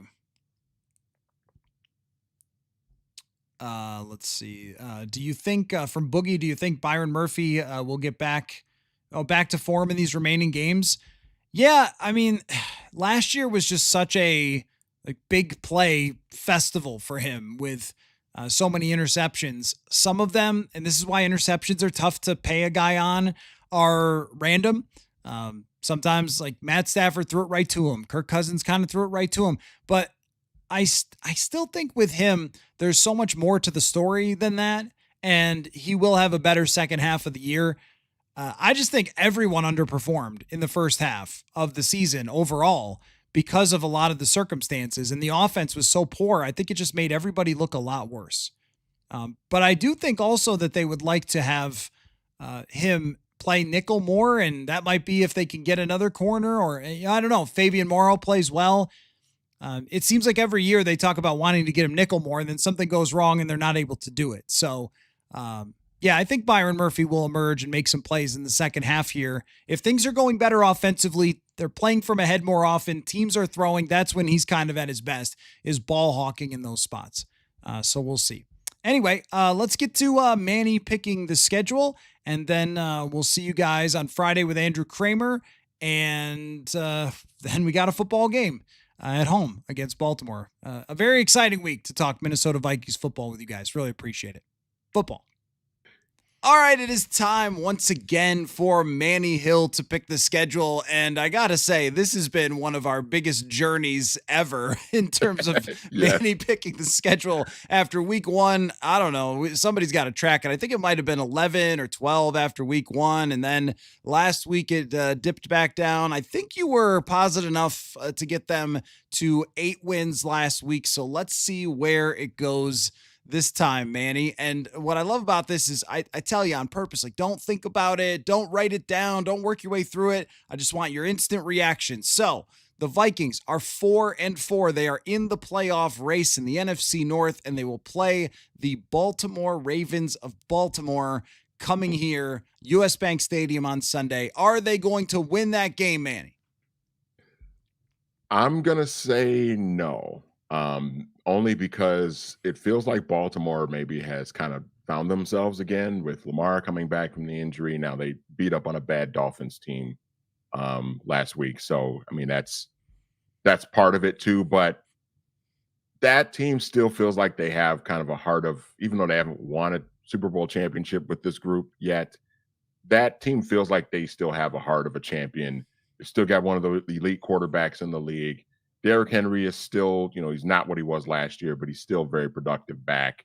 And, and they made some moves on defense at the trade deadline. That should help them on that side too. So I think they're going to continue their groove a little bit. I think the Vikings are going to play well in this game.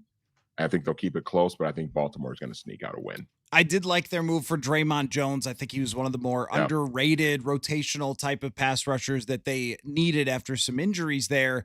I think that I'm going to go with a win. I haven't fully worked out the prediction and everything yet, but I think I'm going to go with the Vikings pulling this off now that they're the full Vikings. But that would drop them to 5-4, and then the Chicago Bears, who are the 2022 Vikings right now, Manny, just winning every last second game, getting every break at the end of games. But they also added a little bit at the trade deadline to help some of their defensive depth. Caleb Williams, no doubt, is playing better. Ben Johnson is pulling out all the trickery where he throws the ball. I don't know if you saw this, throws the ball to Tyson Bagent, and then he throws it back to Caleb Williams. You know that nonsense is going to be part of that game. But do the Vikings come out with a W?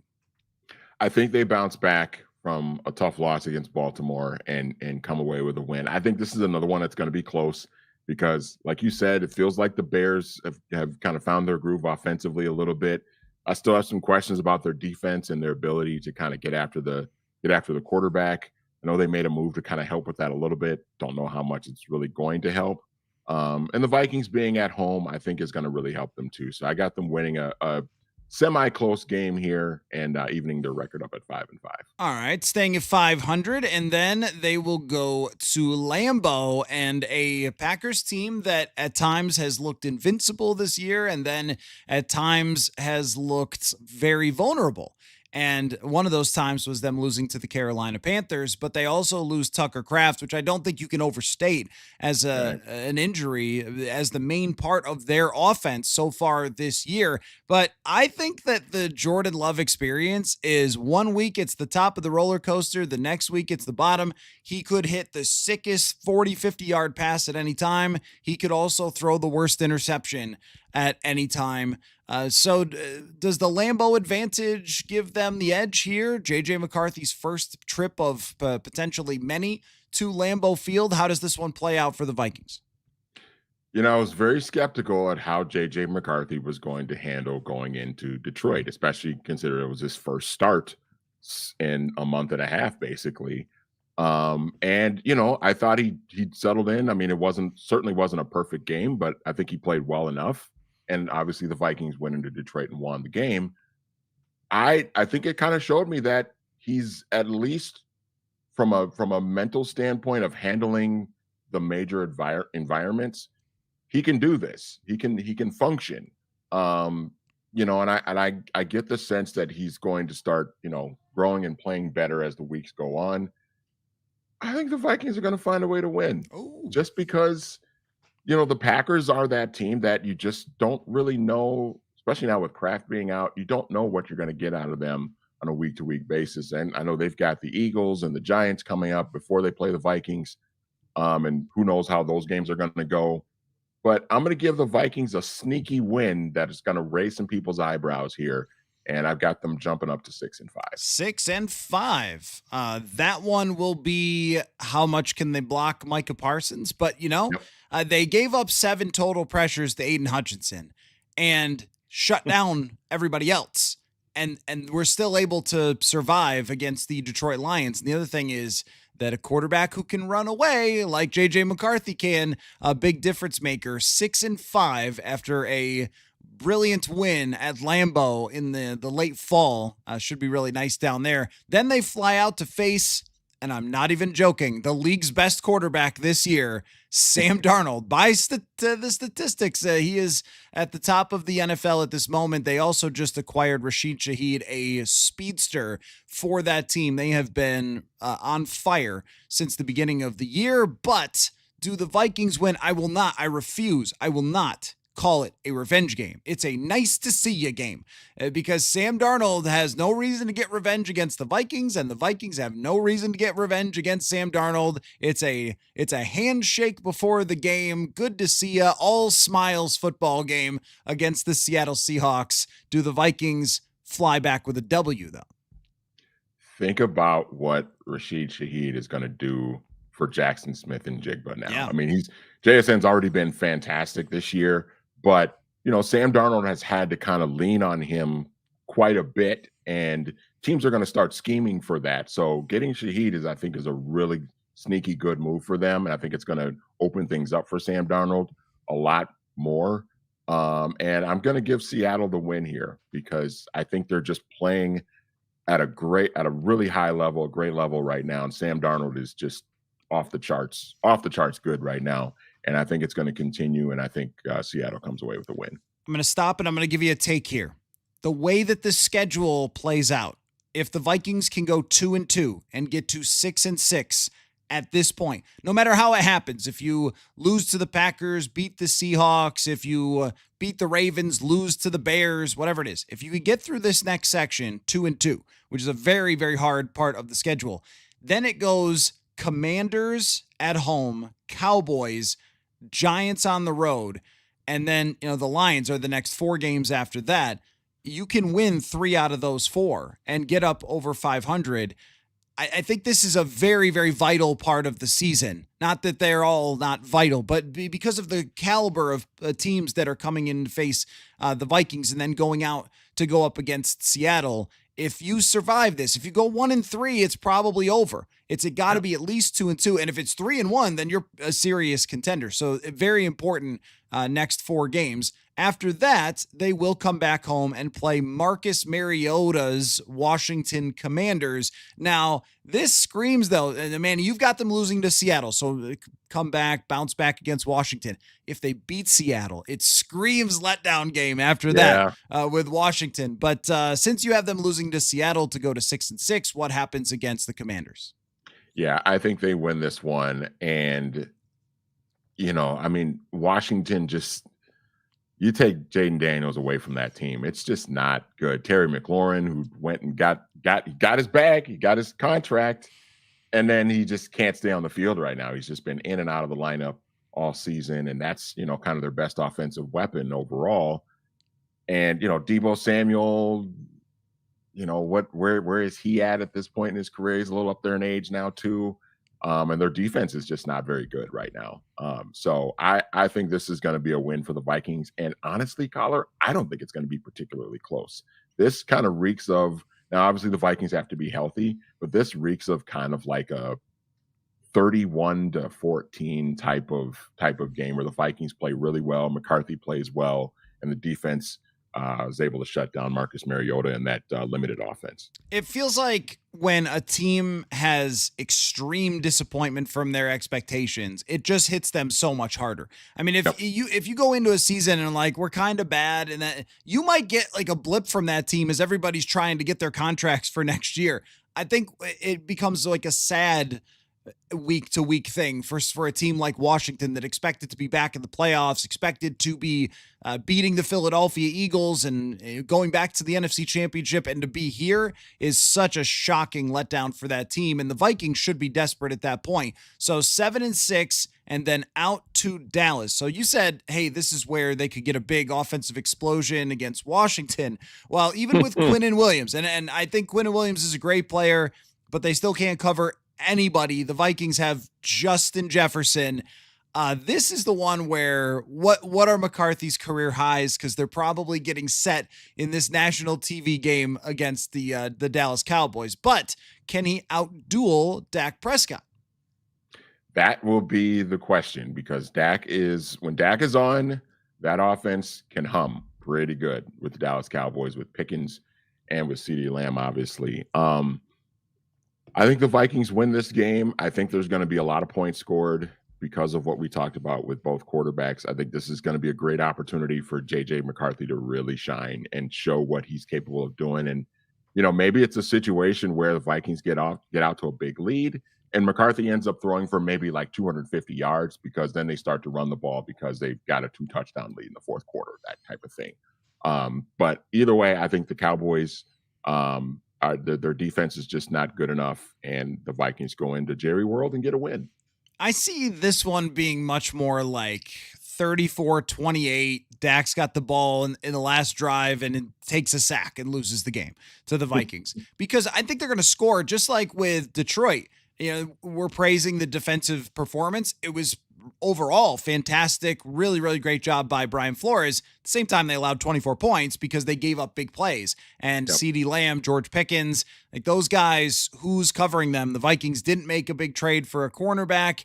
And if there's any injuries at corner, you could really be talking about being down bad and facing 2 great receivers. So I think both teams will score a lot in this game. But to get to 8-6 from 3-4 would be a big, big accomplishment. And then they go to New York to face the Giants, who at that point may have an interim head coach. Not really sure. Christmas time in New York, though, for travelers. Maybe not the easiest stadium takeover because of it's hard to travel to New York at Christmas time. It's expensive. I don't know where we'll be at then, but Vikings fans could be very excited and the Giants could be very down. So we'll see the situation there, but it feels like the Giants are going the same direction as they always are in December, which is being just one of the flat out worst teams in the league. I think this is a game that the Vikings will win and should win. But I do think they'll have to be careful because coming off of 2 exciting wins over, two other teams in the NFC East, Washington and Dallas, you're going to be riding high, and you have to be very careful not to overlook a Giants team that might be reeling and might be having an interim head coach, like you said. Who knows what happens with Brian Dable? Vikings have to be careful here. Show up, make it a business-like trip. Don't get too into, it's New York, it's December, it's Christmas time, let's have some fun, it's a bad team. No, show up and do what you're supposed to do, which is beat a team that's inferior and come away with a win. I think they'll do it, but I think it's a game that they have to be very careful on. As Mike Zimmer said, don't get high on your oats. That's what he said one time, which, fair enough. Yeah, I mean, when it comes to the Giants in this game, I think Jackson Dart versus Brian Flores' defense is a very big mismatch in the favor of the Minnesota Vikings. We just haven't seen a lot of inexperienced quarterbacks ever have good games against this defense. It's usually the other way around, where we're talking about a Jared Goff, who I know didn't have a great game, but it's a Justin Herbert, it's a Jalen Hurts, it's a Dak Prescott. It's guys who can pick through all of the noise and the different pressures and the different looks, who have been good, and it has not been the young quarterbacks where their offenses are simplified for them. I even remember CJ Stroud last year. Comes right out, gets sacked, throws an interception. They jump off sides 5 times. You're like, yeah, that's what it looks like when a young quarterback plays against this defense. Was it 2023 when they played Bryce Young in Carolina and they just blitzed them off the edge? And, so we've seen kind of a lot of that. And usually these quarterbacks struggle. So I don't know that it will be an easy win because they do have some talent on the defensive side, but I think that one should be a win. I agree with you. So that means 9-6. That is quite an accomplishment to win. What would that be? 6 out of 8, right? 6 out of 8. 6 out of 8 to get to 9-6. But the last 2 are the hardest 2. Detroit Lions at US Bank Stadium on Christmas. Do they win?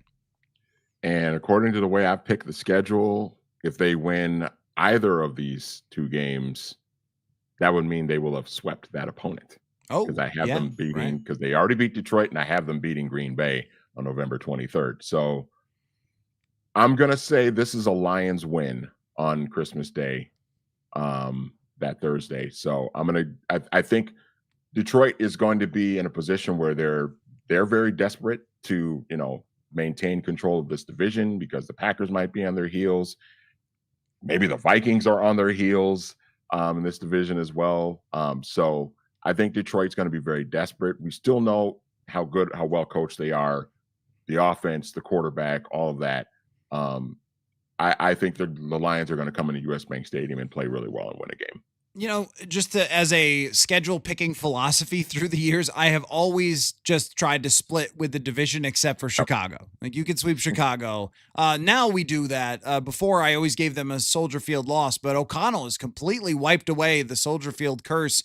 So since then, I've changed, and they're the only team I'll pick 2 wins against. But for Detroit, this version of Detroit and Green Bay, usually I have them splitting, but is that going to be the case here? You've got the Vikings 9-7 going into the final week of the season. Oh, the playoff scenarios, the graphics, the what happens if this team wins and that team wins, and our playoff simulator gives them this many. Who's that guy, Steve Karnacki, who does the politics, who's up at the board saying, well, the Vikings need to do this in order to get in. Do they beat the Packers, US Bank Stadium, and give JJ McCarthy a signature win of his young NFL career to get to double digits? Boy, that would be a signature win, right? If that's win number 10 and they get into the playoffs and it's against the Green Bay Packers, and then you complete a season sweep of the Green Bay Packers at that. You know what? What the hell? You've riding high right now. I'm riding high with the win out against Detroit. Let's give the Vikings the win in 10-7. 10-7 for, let's talk about what it means, because that's the other part of this. And look, I mean, when it comes to these division games, we said it going into last week's game where it's like, yes, they are 9.5-point underdogs, but you know this team so well, you know their players in and out, you know their schemes in and out, and you could beat them. Like every one of those games with them in Detroit ends up being super close and crazy. So the same thing goes for playing against the Green Bay Packers, where even both games last year where the Vikings got ahead on them, they came back and made it really interesting at the end. It's never, ever going to be easy against good teams within the division. But if JJ McCarthy could take this season, regardless of stat lines and PFF grades and so forth, because it's a little bit Jim McMahon-y where it's like, hey, the guy makes some clutch plays, guy makes some scrambles, they play to their defense, they find ways to win. If he were to get to double-digit wins after taking the team back over at 3-4, that is, to me, the through-the-roof best-case scenario, 10 out of 10 stars for the Vikings organization, that when they were 3-4 and walking off that field in LA, I think all of us were saying, like, what is not just this team? What is this franchise? What is this salary cap situation? What are these moves? What are these draft picks? What are whatever. And if McCarthy gets them to double-digit wins, that conversation to me is totally different of the Vikings go into the playoffs as dangerous, and they go into the future as dangerous if McCarthy can get there. 100%. And, depending on the matchup, maybe they can win a playoff game or two if they're in that position. Now, it's entirely possible they could finish 10-7 and still not make the playoffs. Yeah, because we've that's seen true. that too. But I think regardless of whether or not you get into the playoffs, if you finish 10-7 and JJ McCarthy essentially went 7-3 as a starter down the stretch of the year, you've got to be feeling, even if you don't make the playoffs, as a fan base, as an organization, you've got to be feeling really good about where you're at with your young quarterback, where you're at with your team going forward. And, it does mean, though, that the pressure going into 2026 is, if you thought it was high going into this year, it's going to be even higher going into next year, because now it's going to be, now we really got to, play off of what we did in 2025, build on that and improve and get into the playoffs in 2026 and make some noise and go on a deep playoff run. Right. And if you're at that point where you're talking about the pressure and expectations for the following season through the roof, that's where you expect it to be. That's where you're supposed to be after 2025. And it would be an all's well that ends well type of situation, despite the madness in the middle of all of that. But let's talk about the other part of this, which is you've got them at 10-7. But when you look at this schedule, 7-10 is not insane still, considering how many good teams are ahead and how many good quarterbacks are still ahead for them. What is the number for you where you could walk out of 2025 still mostly saying what we said about 10 wins? So not 100% of, oh man, like you watch out for the 2026 Vikings, but like, okay, that was a good outcome. Well, how many wins would that have to be? I think for me, 8 or 9, because I think, maybe one of those games ends up being a coin flip and, this or that could have gone a different way. And then you would have ended up with 9 wins instead of 8. But I think that 8 or 9 range is kind of where I'm looking at, where if you can get there, and depending on how you look, if you're very competitive against Detroit and Green Bay at the end of the season and you just end up losing both of those games, so be it. You can live with that. But I think 8 or 9 is kind of the target win here. If it's 7, it might depend on how it looks, how those remaining 3 wins look, but that's a 3 and 4-4. So if they finished 7-10, that's a 3-6 finish the season. That's not great. No, that's not great. That would be extremely bad. Yeah. Yeah. That's so, how are you feeling at that point? But if it's a 4-5 finish and you finish 8 and 9, I think, depending on how it looks, I think you can feel pretty decent about that. you'd like to see them be over 500 now that you've proven that you can beat a team that went into that game in the top 3 in Super Bowl odds on FanDuel. I mean, if you can beat that team, it feels like everything is on the table. If you can't get to over 500 at that point, then something went pretty horribly wrong. If they win 7, you're probably talking about, all right, who's competing at quarterback with JJ McCarthy next year? And if it's 8, there's still a little bit of, we don't know. 9 feels like, and I know I'm putting it on a QB wins, but it will be a reflection of how he plays, right? So if you get to 9 wins with this team being over 500 in the second half, that would be putting you in the race potentially to have something break your way and get into the playoffs and get that 7th seed and have confidence that you could play above 500 football with JJ McCarthy. And then you'd be looking back to the beginning of the season where you should have won more games and go, that's where you needed him to be healthy. That's where you needed to win an Atlanta game that was on the table for you. And then he gets hurt and doesn't play well and all those things. You'll have a lot of regrets. You'll have, disappointment about the Carson Wentz era that they needed one more win against the Los Angeles Chargers and couldn't get it.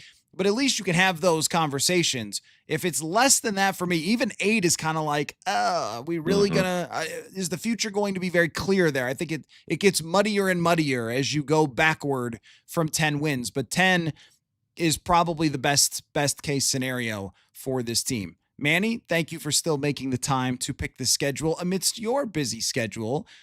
And as always, Monday, we'll be back with our roundtable with you and Brian Murphy. And Thursday next week, we'll pick it again and see where we go from there. Thanks for your time, my friend. You got it. Football.